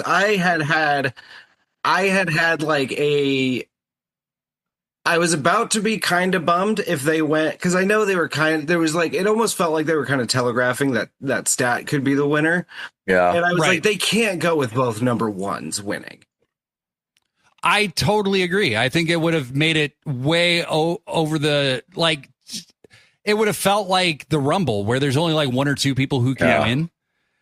Well, it was just if Max hadn't have won earlier, because I was like, you can't have the number one guy entrant win and the number one woman's entrant win. It just feels too telegraphed. You know what I mean? Yeah. I also think, honestly, that they don't need to do two gauntlets in a show to be fair to everybody. I think pick whoever it makes the most sense for. I feel that way about the Royal Rumble, too. Two Royal Rumbles in one show is too many Royal Rumbles. It's just too many. Do one for the women or do one for the men. It just alternate years. I don't know. Figure it out, but you don't need to do it for both. Some people just aren't going to be on the show. I know that everybody wants to be on the show, but I don't think you necessarily need to do two gauntlets. It wasn't as gratuitous as two Rumbles. Not by a long shot. It helped that this match fucking ruled. It was just fun. It helped that this match fucking ruled. I think consensus is it was the better gauntlet match. Yeah. Oh, yeah. It was. No, it was by far. Easily. There was a lot more choreography too, like the big spots that involved the whole group. I loved when, by the way, when all of the women ran back in the ring at the same time to break up a 2 count. Well, I loved when Tekla and Julia were both doing tarantulas on the outside. Yeah. Oh, And you've got Queen Aminata just smashing ass. Doing chocolate kisses. Yeah. Yeah. so I didn't see Yep. I didn't see them hanging from the corners live. I didn't notice Yes, that. right. But I saw the clips later. I was like, oh, they're setting up something right there, and that's gonna. Yeah. No, it's really interesting. They set up so many rivalries and so many good things there. Yes, and then Tekla and Aminata is going to like, feed families. Because that's what the gauntlet matches should be. Like that, you should come out of the gauntlet matches with more stories than you came out. That went into it. Exactly. Absolutely. And Tekla is my pick to be a huge breakout star. Yeah. I think she's going to be a massive breakout star. When her music hit, that pop was insane live. Yeah. No, I'm just over the moon for Tekla. She's 5'1", and she's like, she walks like she's 10 feet tall. Yeah. She's just awesome. Yeah. And there's a moment, you guys wouldn't have heard this, but she's on the top and she jumps on everybody on the outside and she goes, fuck you, when she jumps. And Taz goes, is she saying for you? And everybody's like, no, that's not what she was saying. No. But Taz, she like broke Taz on commentary. Somebody on Twitter or on Blue Sky, did say, are Tekla and Julia flirting by torturing each other simultaneously? We should also probably mention who won. Please. Yes. Athena. Oh, yeah, Athena. Athena, yeah. Which was the right choice. The only choice. I loved the ending as well, where Mina's going to lock in the figure 4. She had just won with the figure 4 the night before she became the interim TV champion. And she's going to lock it in. And as she's turning, Athena hits one of the best O-face finishers ever. And fucking gets the pin. Athena also had an amazing sprint to the ring. Amazing sprint to the ring. That was one of the things, like Charles Robinson eats your heart out. The ring, the entrance being the ring to that long, like seeing everybody book it was one of my favorite things. Yeah, no, that was awesome. I that will was say awesome. too, the ending of this match, having Athena win, had the same effect as I think a little bit how I was saying about like, okay, so this is putting a little bit of what's going to happen in one of the main events later, where I thought this telegraphed a win in the women's championship match that would have set something up perfectly. Oh yeah, But we'll get there. I know what you're saying. I think I catch what you're putting down there. Yeah, you pick up what I'm putting down. Yeah, no. You dig what I'm burying. Yeah, yep. Next, we got the tag. Oh, I got shit from our chat because I mean, if you know how I go for football, I'm in Southern California. I've been a lifelong Charger fan. Yeah. But I admitted that my NFC team has always been the Cowboys because my favorite uncle, when I was a kid, he was a huge Cowboy fan, and he had a rule that only Cowboy fans were allowed to swim in his swimming pool. So it's always been my NFC. Okay. I mean, the man's dog's name was Dallas. Oh, wow. So they have this tag team match. It's Jet Speed versus the Patriarchy, Nick Wayne and Christian Cage, and the Hurt Syndicate. And I thought this was very interesting because this week there was a development that actually this match didn't pay off at all, which was that the Hurt Syndicate got attacked and beaten the fuck up really bad by Jet Speed. They didn't sell anything. No. Like, they didn't look like guys who just got beat up at all. Yeah. And that's fine. Well, like, and also, whatever. there's like, rumors of the father-son tag team titles that didn't pay off in this match. Mm-hmm. So there's more to this. There's layers. There was layers, yes. So if you follow wrestling news closely, you heard that AEW had father and son tag titles made. It would have made sense that they put them in a triple threat so that they wouldn't have had to lose in order to lose the titles. They could tag Speedball and like nobody loses anything. No, whatever. And I I thought Jet Speed would win. I thought so too. Yeah, I thought so. That's what they wanted us to think. I didn't see the Hurt Syndicate retaining. Like, I thought that was right. Yeah, because usually that's a good reason to have the triple threat is because you don't need the you don't have to get the champions pinned. Yeah, but that's the Chat And then- TK genius. That's the Chat TK. Thank you, Chat. Thank you, Chat TK. Yeah. Thank you. And then the other thing was, FTR is down at ringside with Stokely, and they had this weird kind of interaction with the patriarchy on Collision, I believe, where it was kind of like watch our back, we'll watch your back kind of thing. Mm-hmm.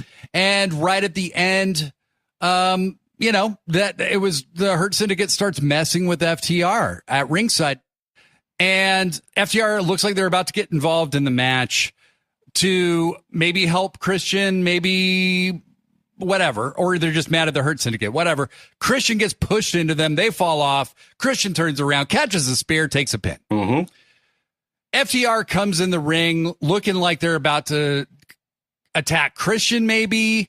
It's not clear. Nick Wayne, Kip Sabian get in the ring to apparently protect Christian.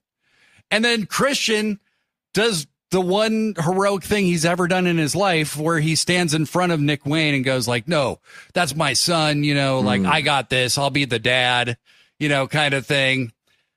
And that little fuck Nick Wayne hits him with a fucking turns on Christian, turns on his father, fucking hits him with the fucking his own finisher. Yep. Kip Sabian was in on it. Mother Wayne was in on it. Yep. FTR is in on it. Did you think FTR would be aligned with Nick Wayne and Kip Sabian? Because I sure as fuck did not. No.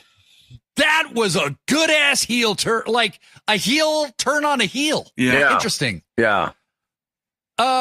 Holy shit! What'd you guys think when this happened? I the second it happened, I knew what was coming next. Yeah. Yes. Yeah. Oh yeah. Can you imagine the heat if Nick Wayne and Wheeler Yuta were a tag team? Oh my God. I just died inside a little bit.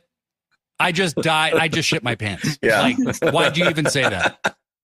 But yeah, going back to it, like, so during all of that, like, I was trying to watch that and try to get invested in, like, the dude sitting next to me was like, hey man, look over the look at, there's people on stage with cameras. And I was like, oh Yeah. you could, wait a you minute. could feel it in the arena. Yeah. Like, everybody was waiting for something to happen. I thought it was actually maybe going to be Luchasaurus coming back. Yeah. Ooh. Right. That would have been reasonable. Or Copeland with Luchasaurus, maybe. Yeah.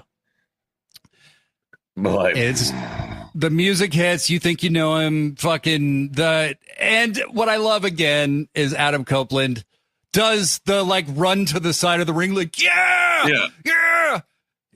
He does the big like Jeff Hardy's his way down to the ring. Yep. All the pyro. And you know what? I don't regret a minute of it. I thought it was awesome. No. Like it was just a spike. Yeah, and he's in Globe Life Arena. Give him the big entrance to it. got to do it. And he comes down to break up a concerto on them. Obviously, he's got a big grudge against FTR, but this is your way to get Christian and Cope back together. Start that close story. the loop. Go find yourself. Yeah. And as longtime watchers are rewarded for watching AEW, they don't show you a million video packages to explain it. Yeah. It goes back to the promo where Christian says, go fuck yourself to Copeland in one of the greatest moments in Dynamite history. Was real good. Expertly delivered. And this time, Copeland says, go find yourself and leaves Spike in the ring. Yep. And Christian takes Spike. I can't wait to see where this goes. I am so excited. Great angle. Yeah, perfect. Great. Perfect. Like A to B, perfectly paced. Like, yeah. And I'm glad it wasn't just an immediate like, yay, we're back together. Yeah, we're gonna hug it out. Like, that would be too forced. Like, I love that they're going with, hey, I got your back for this, but this doesn't mean we're friends. Yeah, I'm going to save you because you turned against me. I never turned against you. Yep. Yes. I'm still your buddy, but you need to figure your shit out. I don't want a 5-second pose. I want an odd couple. I want Christian's still a dick, but like Copeland makes him tolerable. Christian learning how to be a tag team again with Copeland is a better story than them winning immediately. Yep. Copeland, and when they finally Christian. start working on the same page again in a big match against FTR, that's the money shot right there. Yeah. When they finally start getting on the same page and countering FTR's tag team antics. Yeah. That's the story. Yeah.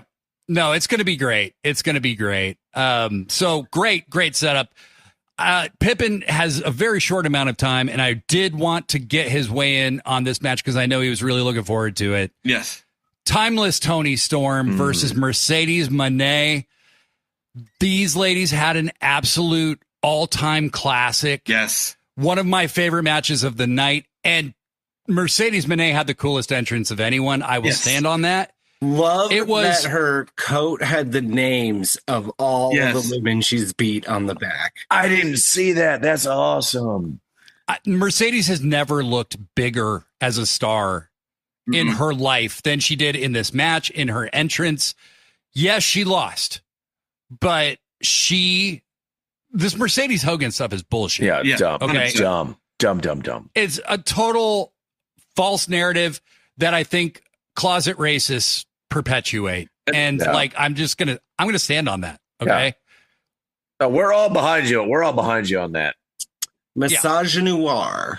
Yeah. Yes, absolutely. And I see that as somebody who's like, I'm still not the biggest fan of Mercedes, like, character. Like, her in-ring work, can't touch it. Yeah. Cannot touch it.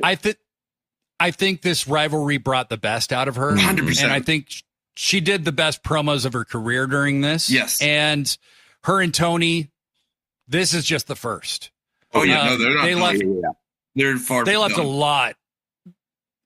Yeah, they left a lot on the table that they could do more with. This match delivered so massively. Toni Storm's entrance was fantastic. Yes. The first time we had color in a Toni Storm entrance. Yes. Yep.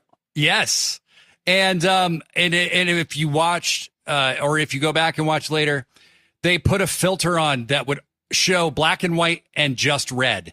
So that when she enters under the spotlight and then the arena lights turn back on, everything's in black and white. The only things that come through in color are red. And so her lipstick and like the red from her entrance on the screens comes through. It's so badass. That attention to detail they do with that stuff is the pageant. Hey, they just became the entrance company on the show. Yeah. Like they're doing it as well as anybody now.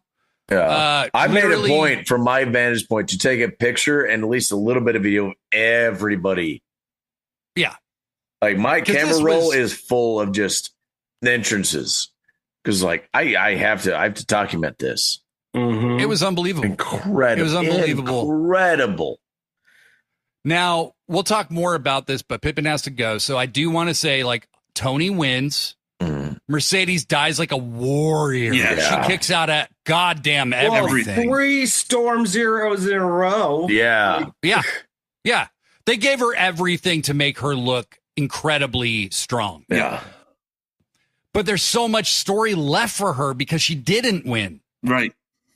This was another one that could have gone either way, and there was amazing stories to tell with either person winning. Yes. But yeah, this was an amazing match. The ending was I do love how, because I had seen someone point this out that I didn't even think about during, was Tony went in without a belt for the first All In, lost. Goes into the next one with the belt and lost. This one, she finally goes in with the belt and wins. Yep. And I think Tony has reached the apex of AEW now. Yep. I don't think she needs the title anymore.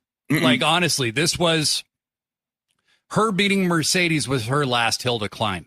Yep. And that doesn't mean there's nothing for her to do in AEW. There's tons for her to do. I just think now is the time for new people in these stories at the top. I'll be very interested to see what happens with Athena and Tony possibly becoming great rivals. We still know that Athena and Mercedes are going to have more to do. Yep. But the women getting 25 minutes, bell to bell, and delivering in every conceivable way. This is one of the best matches in AEW history, in my opinion. The best non-hardcore women's match that they've ever had. Yes. Yeah, absolutely. Oh, yeah. And it was straight. Said. It was straight wrestling match. And both of them bumped like maniacs. Yeah. Mm-hmm. The Harlequin makeup for Tony was such a cool thing. Yes. Yeah. And it played into her character in the match, being a little less like, being a little more like, hey, let's get weird with it. Like, let's, 100%. Yeah. Rolling around across the mat and being like, come here, come get me. Yeah. No, when she did the the Monet dance. When she did the Monet dance and then she like started shaking her ass a little bit. That was fucking hilarious. Tony's got such a gift for the moment and knowing when to do the funny shit. And she brought a different side of Mercedes out. This is two people bringing the very best out of each other. Absolute best out of each other. And I just thought that was so incredible. Tony and Mercedes and Swerve and Hangman are the generational rivalries that this company needs to build around. There's so much money in both of those rivalries.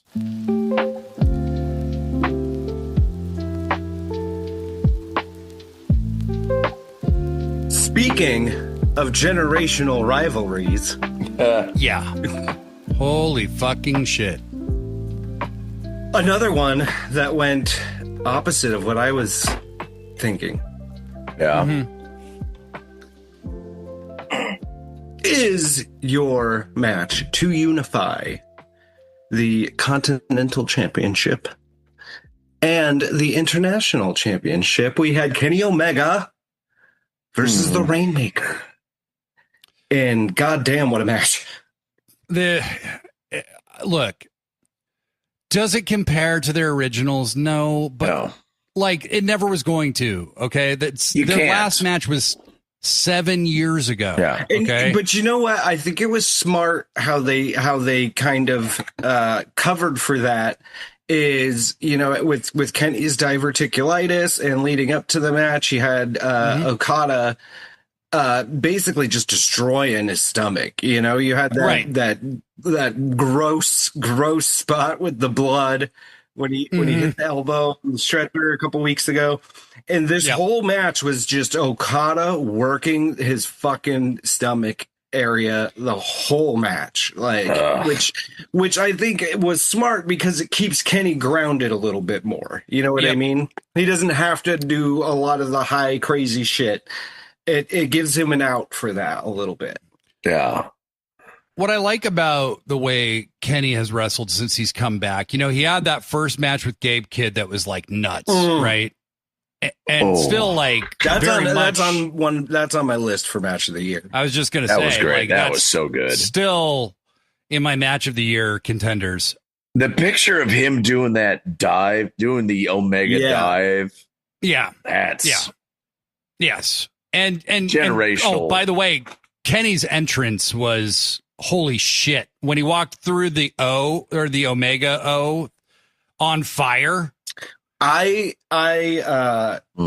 was bugging me that both sides weren't evenly lit.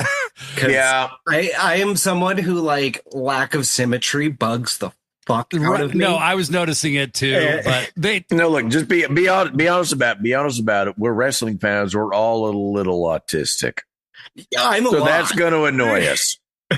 I'm a lot. I got the doctor's note to. I got the doctor's note and all. Yeah. I did make that entrance my background on my phone though, because it was like a fucking all-time awesome moment for Kenny Omega. Just to, like, he was shown to be a legend. With that entrance. It was also one of those moments like in the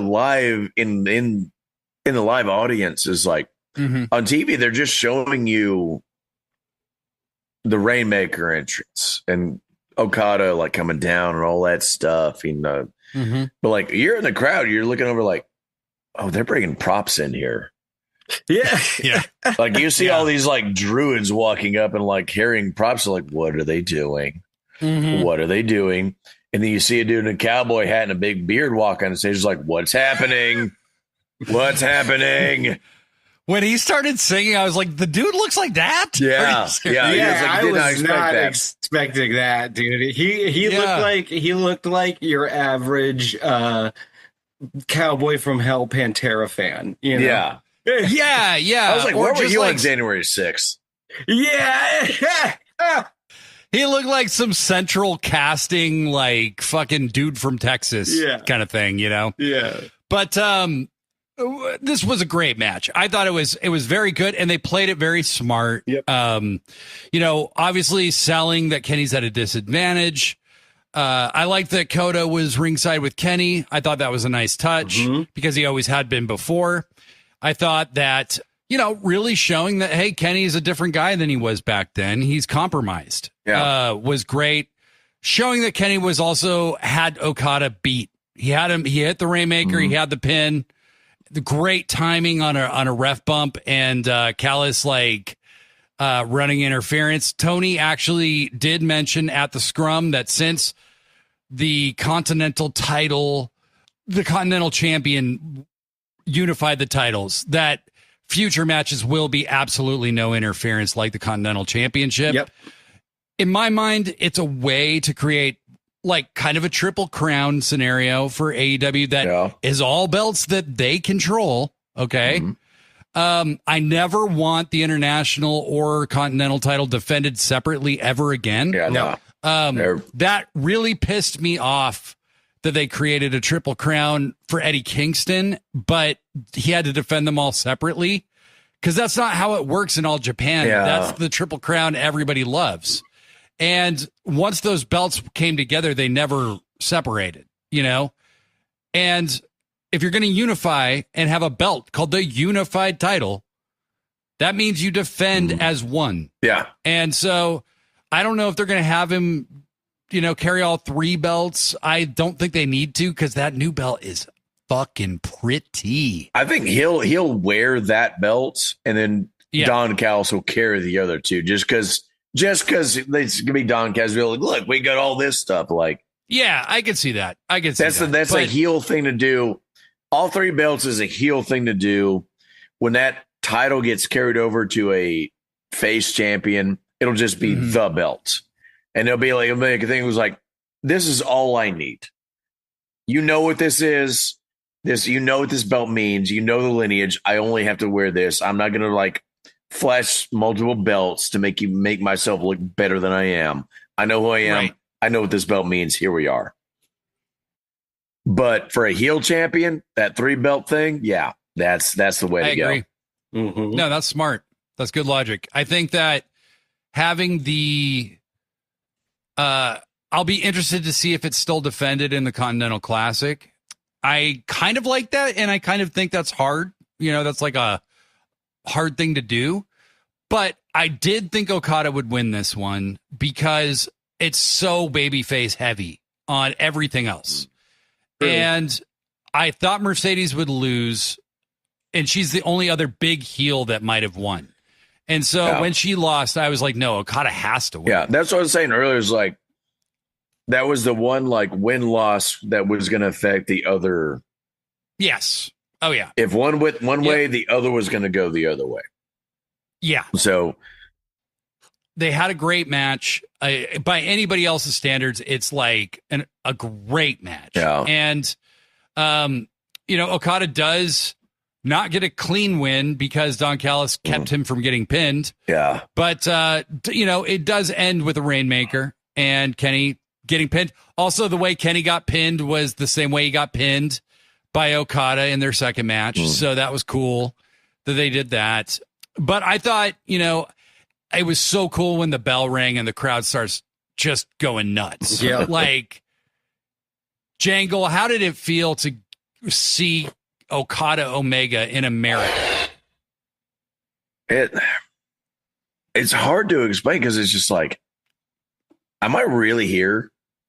Right. Am I actually seeing this right now? Mm-hmm. Especially when he start, like Okada has, his entrance. And so Okada's music, like I will say this, it sounds so much better live than it does on TV. On TV, I'm like, what is this? It's just like thin, like whatever shitty fucking music. Live, you're like, oh, you get like the aura, the presence of that song and like what it means like to his character and like him coming out to that. It was like, oh, okay. That makes a lot more sense. It makes him feel bigger than you really get the sense of on TV, I think. Yeah. Then you follow that with an Omega entrance and then have that moment of like, somebody in the crowd's like nudging you like, hey, look over there. And like, oh, they're setting something up here. Yeah. And then you get the big like Final Fantasy, like you're being summoned as a boss character summons in Final Fantasy. After that, it's like the match is just like almost secondary.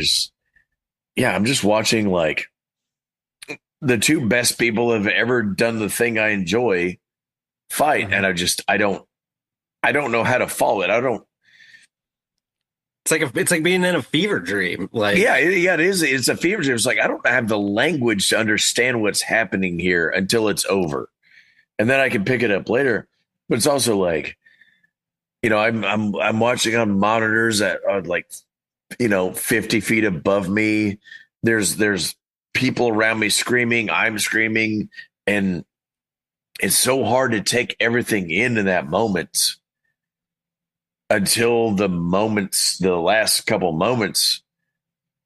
And it's kind of that way the entire night, but especially for that match. Because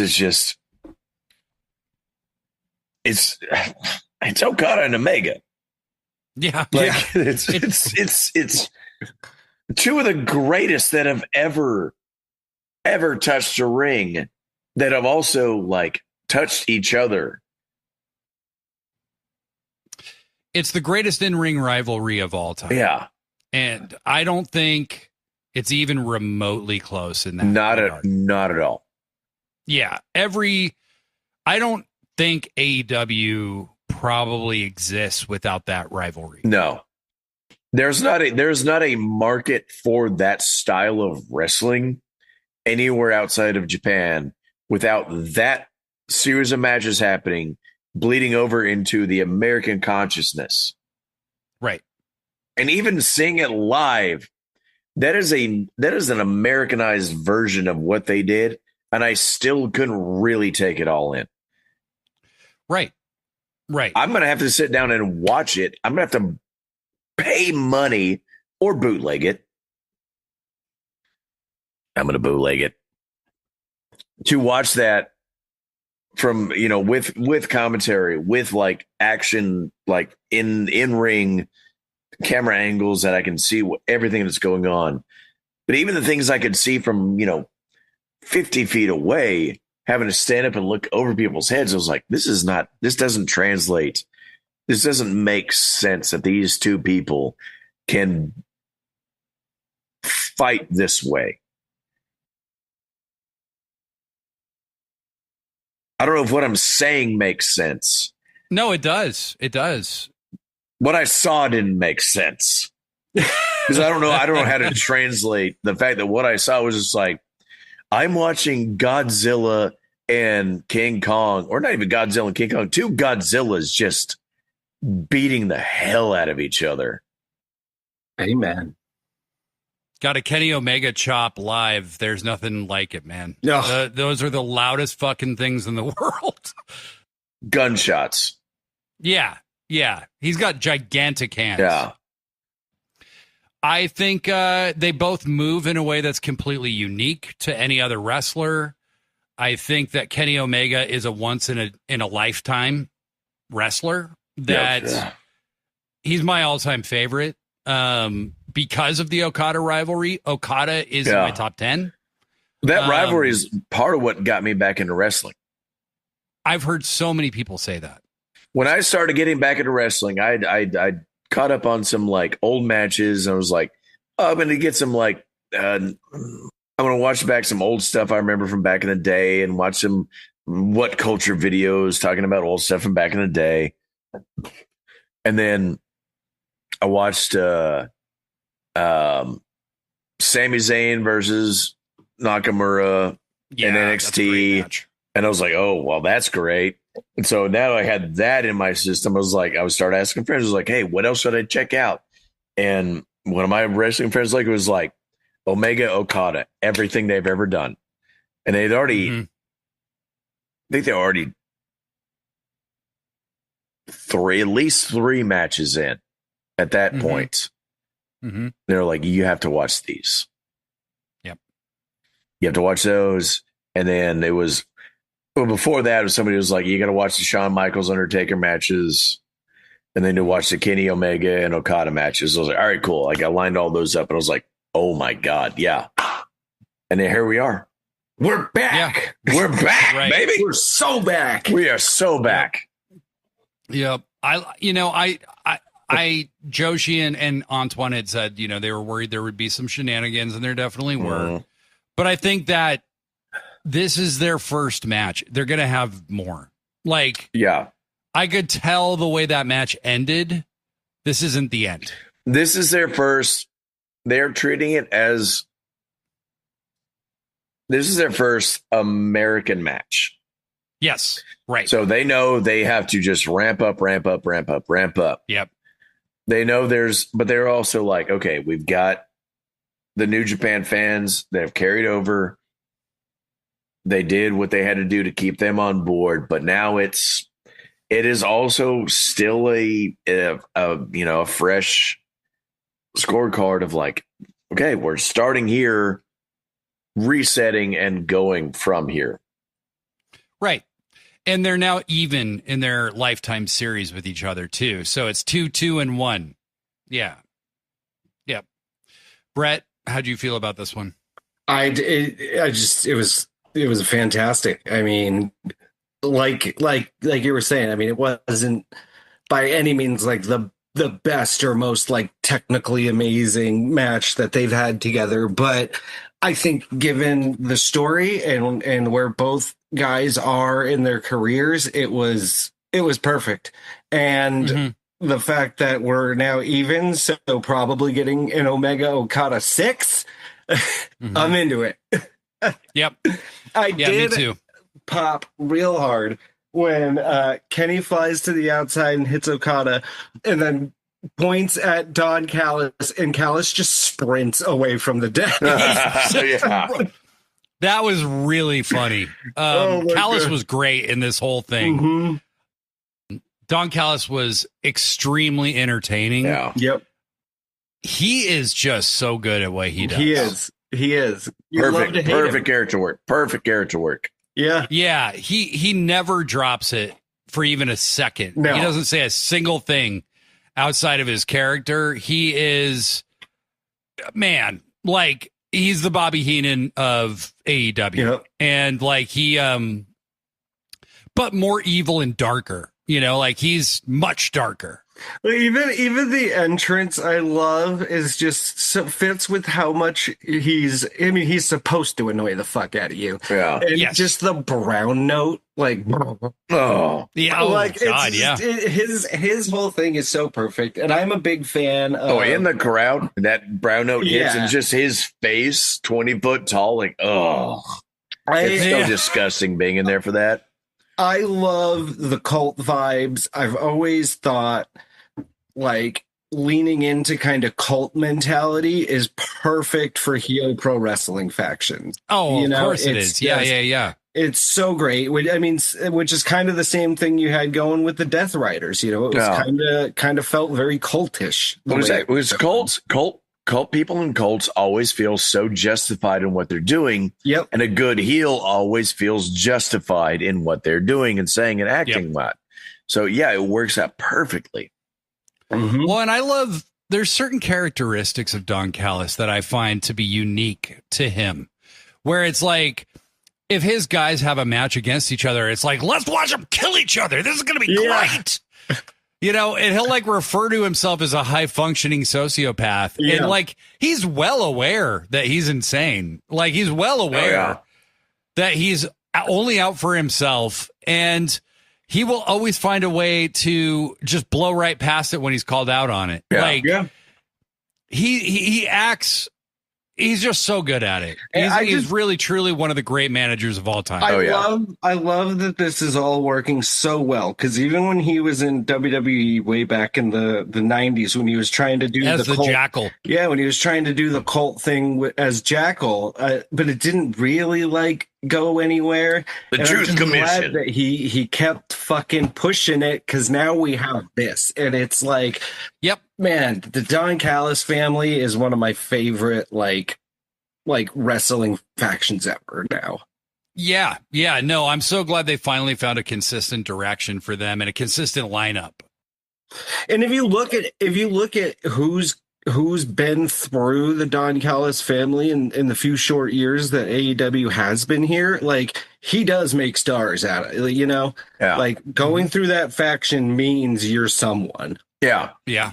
And he doesn't just like, because you could say somebody like that is like, I'm going to pick the hottest stars and I'm going to like promote them, whatever. It's not always people that are already hot. It's people that's like that can be hot, need a little extra push. Kyle Fletcher. They get in that family, and then they're like, they get catapulted. Takeshita. Josh Alexander's going to be the next one. Alexander's the next one. But then he's also got those like hard ringers, like a Lance Archer, or like a Rocky. Rocky, just as a little ringer to be a little shithead. Yep, Trent Beretta now. Trent Beretta. You know, he's got RPG those guys Vice, in there. Like, love it. Yeah, like they might not get catapulted to stardom, but they're good little like shitheads to have in your fucking Rocky Romero. crew. Especially after being really close to the ring and like seeing all the shit that guy does on the outside during matches, and just he is so great at his job. He's perfect in his role. He understands his role so much better than anybody in wrestling understands their role almost. Mm-hmm. And he also simultaneously brokers talent for New Japan, CMLL, and AEW most important simultaneously. Man in professional wrestling. He is. He's one of the most powerful people in wrestling. That's true. Mm-hmm. Like, and I'm just so glad he works for AEW now and that he's on TV all the time. He's so good. All right. Speaking of so good, this show is a lot like this pay-per-view. It's long, but it's worth it. Get to the end. We have your main event. We got Hangman Adam Page versus my favorite wrestler, Jon Moxley, in a Texas death match. And holy shit, what a way to start with Hangman's entrance.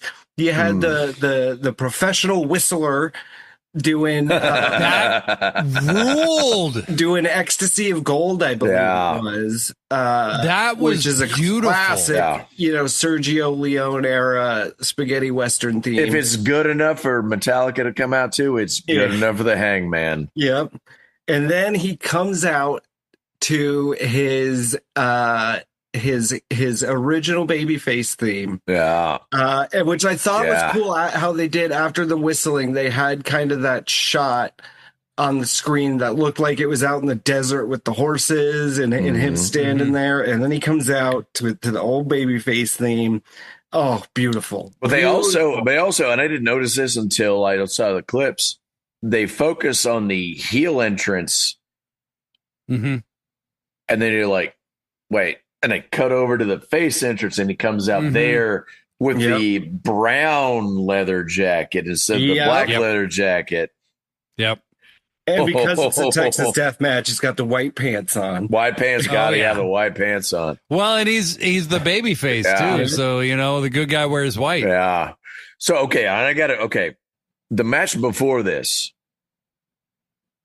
security started coming up because I'm on the floor. Security started coming up and going, "Hey, move, get out of the aisles, get out of the aisles, get out of the aisles. Everybody get out of the aisles. Get close to your seat, get out of the aisles. We're going to clear the aisles." They're clearing all of the aisles on the floor around us. And I'm looking at the people next to me like, "Oh, is this happening? Are we about to get the Death Riders entrance?" Mm-hmm. Because they're very specific, get out of the aisles, stand directly in front of your seats. Like, we're getting military style orders of you do this exactly. Right. And we're like, oh, okay. Mm-hmm. And they start doing a Death Riders entrance. So there's I don't know if they showed, there was a garage door kind of right behind where we were on the hard cam side, under the hard cam. There's a garage door and it was open. And we're looking over there. We're getting all these directions. We're looking at that door and it's opened. And we're like, oh, they're coming through here right now. Mm-hmm. Mm-hmm. That truck comes out. They start loading out of the truck. And we're like, everybody's leaning in the aisleway taking pictures. And then they get out of the truck and look around. Then they just walk to the next aisle over. Like, God damn it. Well, I lie because even my buddy Craig that gave me that ticket was like, did they walk past you? I was like, no, they went the other aisle down. He's like, Death Riders always disappoint. Ultimate heel move at the last second. The ultimate heel move. The last two AEW shows I went to, I purposely bought my tickets over in the corner that he usually comes out from, because it's it usually seems like it's always that left hand corner, behind commentary area, left side. And both times he's come out the opposite end, the opposite side. But at Dynamite 300, he came out on the opposite side, but he walked right behind us because he did the whole walk behind the whole crowd thing. And I got to see Mox right up close first. God.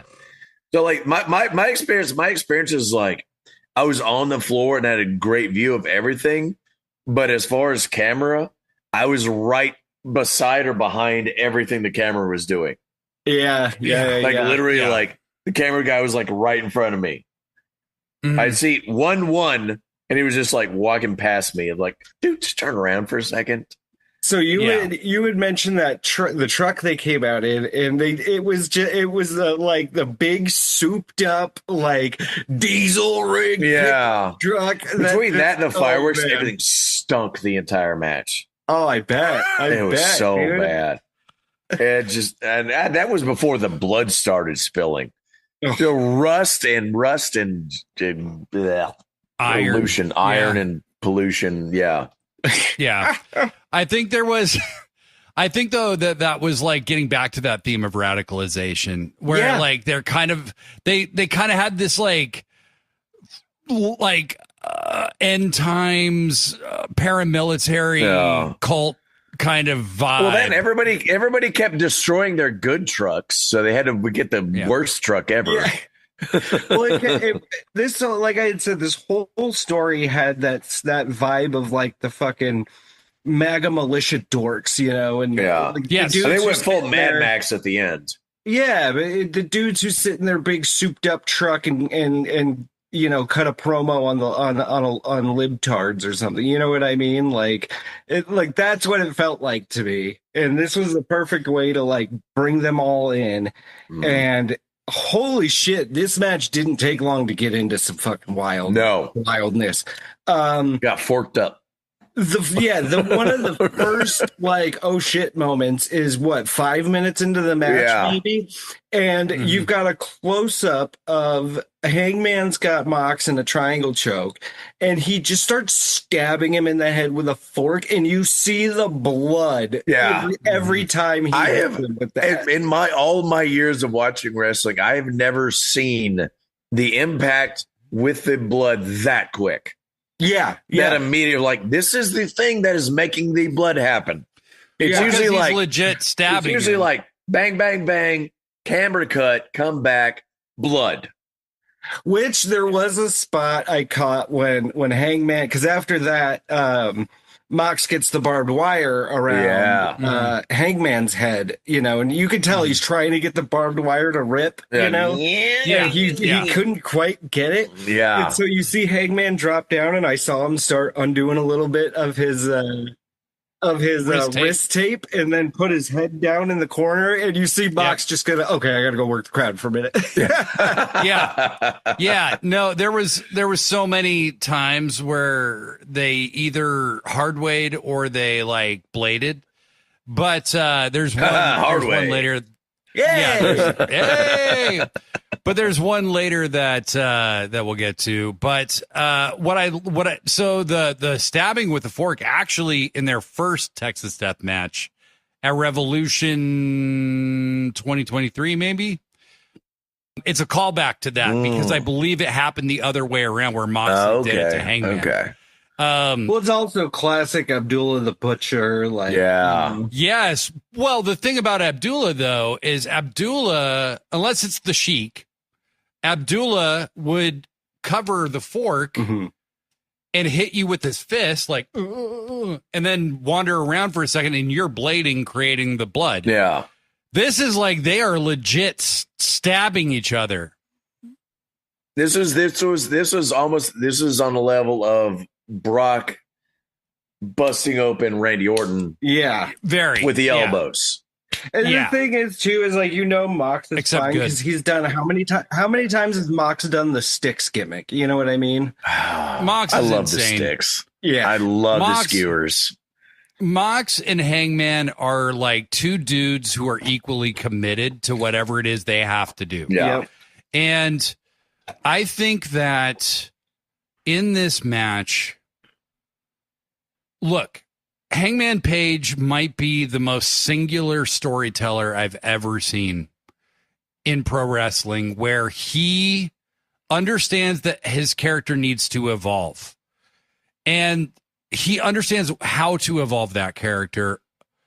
Almost every story except for Tony Mariah. Every great story in AEW has Hangman in it. Mm-hmm. Like almost every legendary story. His story is it's an unbroken chain of events since the beginning. Right. Can you name another character in wrestling that has had that long of this is one singular story that has led to this point? I can't. Without like, take a time off or hiccups or just like, like we're going to do a hard reset with something. Can you name any other character right now? And I'm sure you can.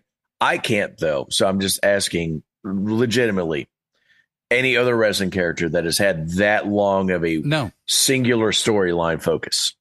Nope. And that's why I say I much preferred like the depth of this story compared to, the finishing the story that this was, obviously getting compared to. Because this has spanned Hangman's entire AEW run. Yeah. Like this was like you just said, a story that was set in motion from day one, Yeah. And when all those dudes flipped their phones over and showed a logo on their phones, that story got started. Mm-hmm. There's one company has a bloodline. This company has a blood trail, bloodlust, blood trail of.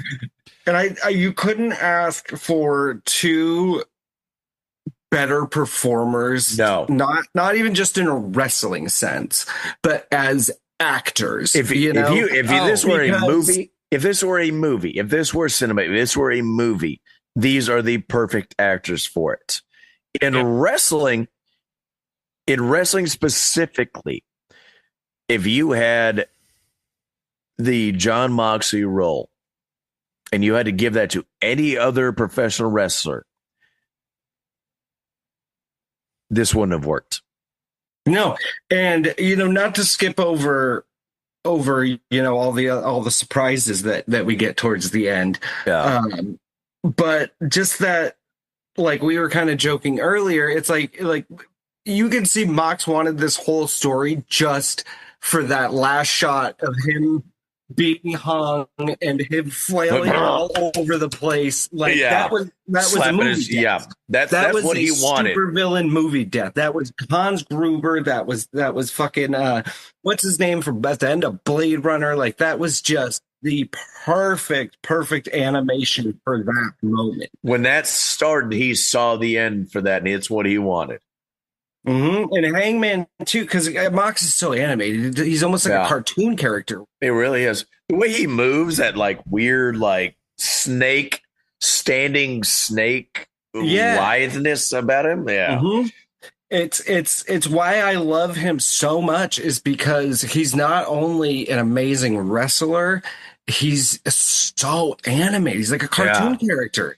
Well, he tells stories, and he knows how to tell stories in the ring, but he also knows, like, look, I'm on TV telling these stories, but I'm selling to the cheap seats when I do this. Yep. Right. I can't move like a normal person. I have to exaggerate, and I got to let the people in the 300 section see what I'm doing and see how I'm moving, see how I'm being a villain. Yeah. I'm moving like a snake, and they have to see me move like a snake. And so he gets it on every level. Every level. Yeah. Every level. And I'll say a lot of people, I think, felt this way going into the match, was because I think we all knew this was going to be kind of booked the same as Cody finishing the story, where it's kind of the Avengers assemble. You know? Mm-hmm. And I think we also knew like, we're going to do it a lot better. Yeah. And so, well, that's kind of what I'm getting to, is I think a lot of this match, even though the match itself was insane. I mean, you had the fork, you had barbed wire, you had broken glass, you had Marina go through a table, you had that spot where Mox takes the onto the chairs that are put together, like the hard part of the chairs. But I think so much of whether this worked or not was hinging on how they booked the ending. Yeah. And totally. My God, Blade, do you want to tell us the fun we had in this ending with surprises? This is an example of really just something happening exactly the way you would imagine it. Even Darby rappelling down. I'm sure if you go back and listen to an episode of my pod, of Sit Down, Shut Up, at some point I probably mentioned that, that I thought that would happen. I could see it in my mind. It seems clear as day, right? And it did happen very close to how I imagined it. I loved Will Ospreay coming out and kind of getting killed. Yeah. And he got taken out. Danielson in the Blue Panther mask. Give me a fucking break. That was so awesome. I saw Bryan Danielson in a wrestling ring in person. I never thought I was going to have that opportunity in my life. And I saw the monitor. I just saw the Blue Panther mask, and I know that's not Blue Panther. The beard sold it to us. Yeah.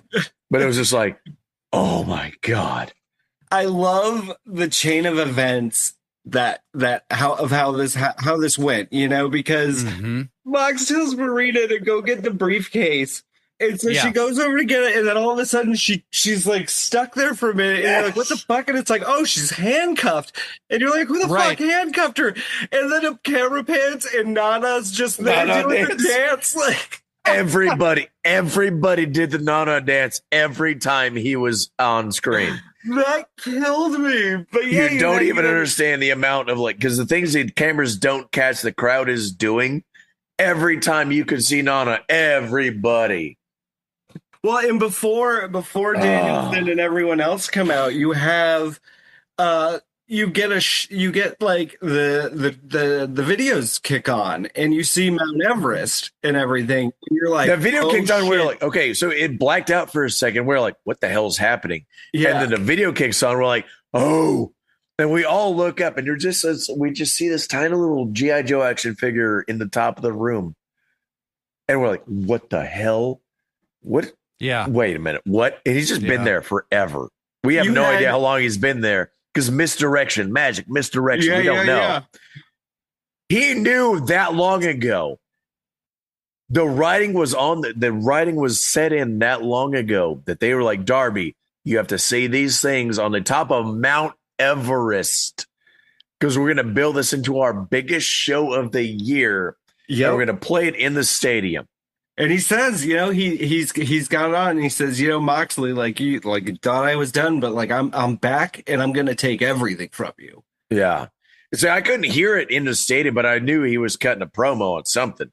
Yeah. And then you see then he drops down. You see Mox's reaction of he's looking like he's seeing a ghost. Yep. Yeah. And I like that it looked very safe what he did. Yeah. So there was no it was very he's harnessed up. He's very comfortable in it. He's got a giant carabiner right in front. That looks very, very stable. Yeah. It was so well done.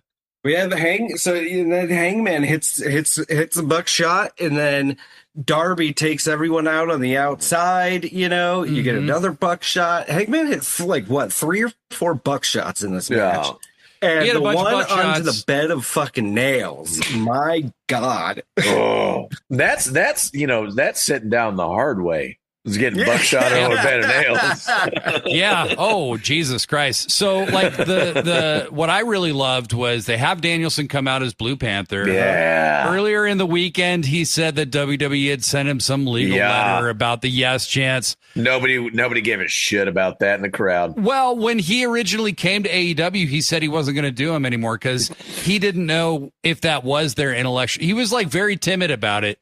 And now you can see he's fuck you guys. I created this. I'm fuck you. Bryan Danielson.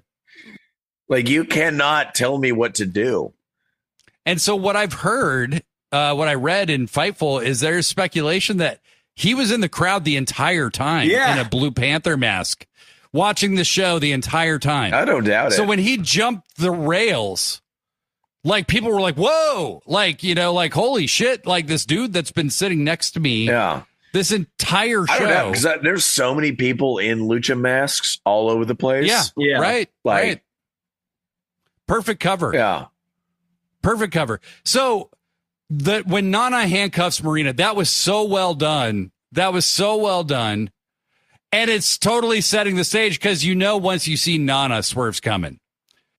Because I had people around me are like, what else is going to happen in this match? I was like, they were literally confused. I was like, what else is going to happen? I was like, I looked at one of the guys next to me. I was like, whose house? And he looked at me and went, he never expected it. He looked at me with a confused face, he did not expect Swerve to come out. I was like, dude, this is exactly what the story needs and how it's going to go. Well, that's what I love the way they did this, because I had seen a lot of people saying they thought Danielson would be the final one to come back and even the odds. But I was like, no. The plastic bag, that's Danielson's trigger. I was like, have Danielson come back, take out Yuta, pay back to Yuta, which they did perfectly. But I was like, the last one has to be Swerve. It has to be Swerve. Exactly. And so exactly. And that's what they set up in that final promo with them. Yep. That conversation when he just leaves the chain. Yep. And that look he gave him, all right, I believe you. Yeah. Yeah. Well, and he's they really have at least made amends, whether they're friends or not, doesn't matter. They made amends. The baby faces won finally, and they did everything Mox said they had to do. Yep. They banded together. Mox literally put Hangman in that match through a trial of torture. Yeah. You have to eat, live, sleep, and breathe AEW. And Hangman proved he was everything Mox said you have to be in order for him to be able to give up the main event, to give up the title, to give up the spotlight. One really great touch was after Hangman wins, when he finally liberates the belt from the briefcase because he was having trouble opening it. When he first cried, I was like, is he crying because he can't open it? That's what I thought. I was like, oh no, he can't get it open. It's going to ruin the moment. Yeah. No, but that it still had the Bryan Danielson side plates. That was such we didn't know that in the touch. stadium at the time. It was a touch I didn't learn till later. Like, holy shit. Every little thing was accounted for here. You know how catastrophic it would be if they fucked it up. Yep. Well, that's why I was saying so much of this felt like almost the whole show felt like if they don't stick this landing, it could be real bad for AEW. Like, if AEW didn't stick this landing, they are going to be the new TNA. Well, and I think that this is one of those times where it's like, guys, you've rebuilt your entire company. You cannot be too cute with this thing. No. Like, don't Starrcade 97 this shit. I've said that a million times the last few weeks is like, you know, when they didn't have Sting just cleanly beat Hogan and, you know, he could have beat him in 3 minutes, you know, and everybody would have been fine with it. But they tried to be too cute and it fucked them over. And that was when I stopped caring as much. I'll tell you that. And AEW did it just right. And I want to say just right to all of the idiots on the internet who for months, they don't even show their title on television. How can you be a good company you don't even show your title? This is why they didn't show that title for fucking months, was because the minute Hangman freed that belt and lifted it above his head, that's why. Well, and that's I think what we should close on is this felt like a passing of the torch to me. Yep. It felt like the turning of a page from the minute Hangman lost the world title and all the literal gloom that followed in real life and on TV. Mm-hmm. The Elite kind of falling out of favor in AEW with Tony, or like, you know, just not being like the forefront of the company anymore because he got behind Punk so much. And Punk immediately getting hurt. Punk immediately turning on the company publicly. Real quick. Let me interject with this about being there in person. As we're leaving the stadium, as everybody's leaving the stadium at the end of the show, there's a couple people in the back, like, I could hear them kind of like behind me, you know, they're trying to start like a CM Punk chant, like people CM Punk. Everybody else leaving the stadium just started booing them immediately. Right. Nice. Just like everybody understood the assignment. There's like two dudes like CM Punk. Boo. Yeah. Like, it's so dumb. Like, you want attention that bad. The cloud that has kind of covered AEW since Brawl Out. Because of all that shit. Yeah. And it's just kind of ironic that it did involve the minute Hangman lost the title. Yeah. To now. But they took that and turned it into a story. They did. And his redemption is AEW's redemption. Yeah. His perfectly put journey. Yeah. His journey back is literally AEW's journey back. And the fact that it worked at the box office and it worked in the ratings and it worked all in those other ways is just kind of lucky happenstance. But like, I don't see that as luck. I see that as like, you didn't mean to have to tell that story, but you got a chance to tell that story. And it's such a good story that people go, yeah, I want to pay attention to that. There's a saying about luck being preparedness. Being a lady? Luck be a lady tonight. But I think that Hangman's redemption arc really is the story of AEW's redemption in the fans' eyes, in the internet's snarky shithole that we know it can be sometimes. Yeah. They have redeemed themselves as a company. They know who they are now, just like Hangman. Yeah. Hangman's original story was being kind of an insecure boy trying to become a man. Yeah. And now it's like going from being that man to being like a leader. You know what I mean?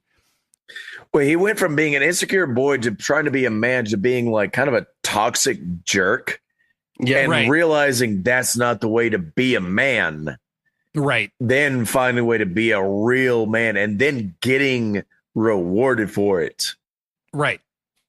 Right. And AEW has like themes that come through in all of their stories. And one of those themes is friendship and the power of friendship and the power of honesty, the power of AEW is one of the only entertainment companies in the world right now that is broadcasting a message counter to MAGA. Yeah. That is broadcasting a message that's standing up for virtuous, real things that actually are good. Yeah.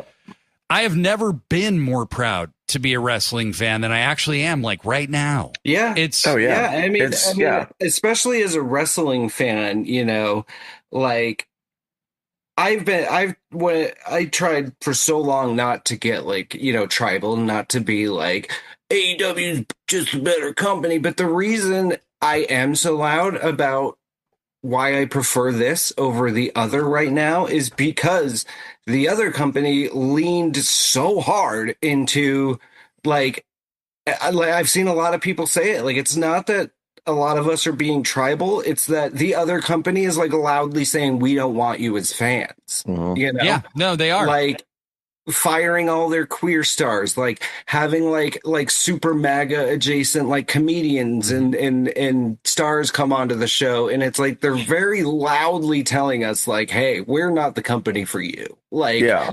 And that's why I love AEW and appreciate them so much, is because in a time when they could easily just be like, okay, well, let's avoid this kind of stuff, not to make waves or anything. Like, no, they're like, you know, you have Excalibur and Riccaboni and Tony like promoting like queer and trans rights. You have Anthony Bowens is a big star. Like, they still Nyla Rose, even though I wish she had been a part of more this year. But like they're just basically saying, no, like this is the company for everyone. Like, right. Tony Storm, yeah.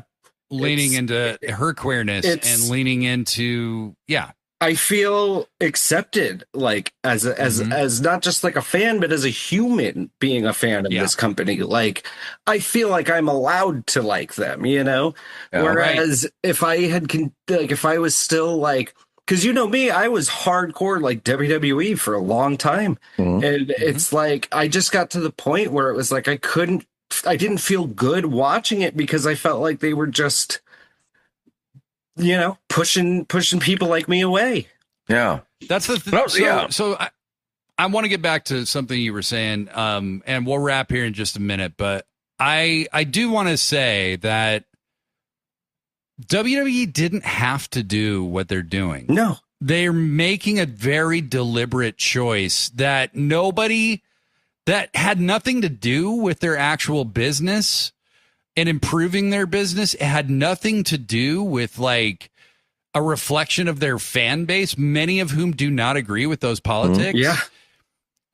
And now it feels like they're becoming this weird celebrity boxing organization. Yeah. Where it's like they got like these weird influencers just coming in, or musicians, or Jelly Roll and fucking Logan Paul and like these Trump adjacent people. Yeah.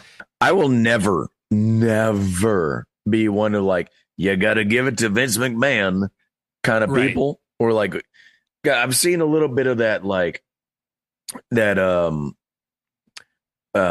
miss me yet kind of things when, after Bush, you know, the post Bush era, like miss me yet, you know, memes. No, fuck that. Yeah. No. I'm never going to be one that's like, oh, you got to give it to Vince, or like a miss me yet meme about Vince. But TKO has been a lot more mask off about their bigotry Oh, yeah, absolutely. Mm-hmm. And I would say that I think they're paying the price for it as well. They definitely are. And I called it in January. Like, this is stupid, you guys. Like, you can doing? feel that way and just not Don't broadcast it broadcast to the world. Well, the election hit, and they were like, "Oh, hey, we got to lean into this now." Like, we're already there. We're already on that. Oh, sorry, Brett. We're talking. Oh, you're right fine. You're you. fine. If they hadn't rode so hard with like Triple H making sure to be in all the like Linda McMahon photo ops with RFK, like, you know, and then, like I said, you know, the Netflix premiere just felt like it was stroking the dicks of the Netflix execs, and then they've got Tony Hinchcliffe, you know, it was just like they fired all of the queer wrestlers. It was like I said, it was just very loudly to people like me. It felt like them telling us, like, hey, like, this ain't you're not we don't need your fandom anymore, you know. And I think well, it's kind of, I think they're having the same problem that the MAGA movement as a whole is having right now. It is, where I think they overestimated how many people actually that shit. You know, like, I think in their minds they thought this is how everybody feels. Oh yeah, right. And now they're learning. This is a silent majority we've been talking about since the 80s. It's not. Now they're learning it's silent because it's not a fucking majority. It's just a bunch of fucking idiots who don't get off the internet. And I say that as an idiot who never gets off the internet, you know? Like, and I say there's like, I'm a 95% straight white dude. I can't just like, I was like trying to like think of expression. I was like, I had to roll it back a little bit more than even I'm thinking. Like, I don't even know if that's right, but like somewhere in the 90%, 92.5, 92.5, the Eagle. I'm somewhere around the dude, same, like whatever. Good oldies station down there. Oldies 92.5. I think that's what the power of AEW really is now, is like a wrestling organization that, you know, this was a big deal to me at the time in 2019, was that there was like not only a wrestling organization that was going to have the wrestlers I wanted to watch, but I didn't have to hate myself for watching it. Exactly. That's how I felt about WWE my whole life in a lot of ways. Was like because there was always racism or homophobia or otherism. Well, you and me going back to doing the rewatching the old pay-per-views and stuff. Like, there's how many times do you and me on the hardware like, holy fuck, like this one. Well, speaking of the hard way, friends, we have bled for you. We have, what it was Tony saying, I have bled for this. I have. We have died for this. And hopefully you have appreciated our supersized, massive review of this massive and wonderful show that was AEW All In 2025. Kurt Jangle, want to thank you very much for joining us. Thank you, buddy. Thank you for having me. Please plug your show. Yeah, man. I didn't even do my show this week because I was having some health issues. Caught a nasty sinus bug on Thursday. I had to rest all day Friday, so I can make it on Saturday to see All In. So if anyone who was there is sick, it's all James. It's all me. I'm patient zero for all of that. But yeah, check me out. I'm Kurt Jangle. You can plug my name into probably most browsers pre 2006. If you got a Nintendo DS, it's usually going to do it. Netscape. If you got a Sidekick, T-Mobile Sidekick, that should do it. Oh, Jesus. At Kurt Jangle, the pregame with Kurt Jangle on Twitch. The replays are on YouTube if you go to the live tab, because I've been lazy about reposting them. You have now onlyadultontheinternet.com, is that it? Yeah, the onlyadultontheinternet.com is where you can find all my links. The onlyadultontheinternet.com, that's the main place to find me. Hell yeah. And Brett will be back to doing the hard way, and we'll be back to doing Sit Down, Shut Up, Mark Out at their normal times next week. Yep. I want to thank everybody for joining us for Sit Down the Hard Way. Yep. And for All In. We'll get back at you next time. Bye. Bye.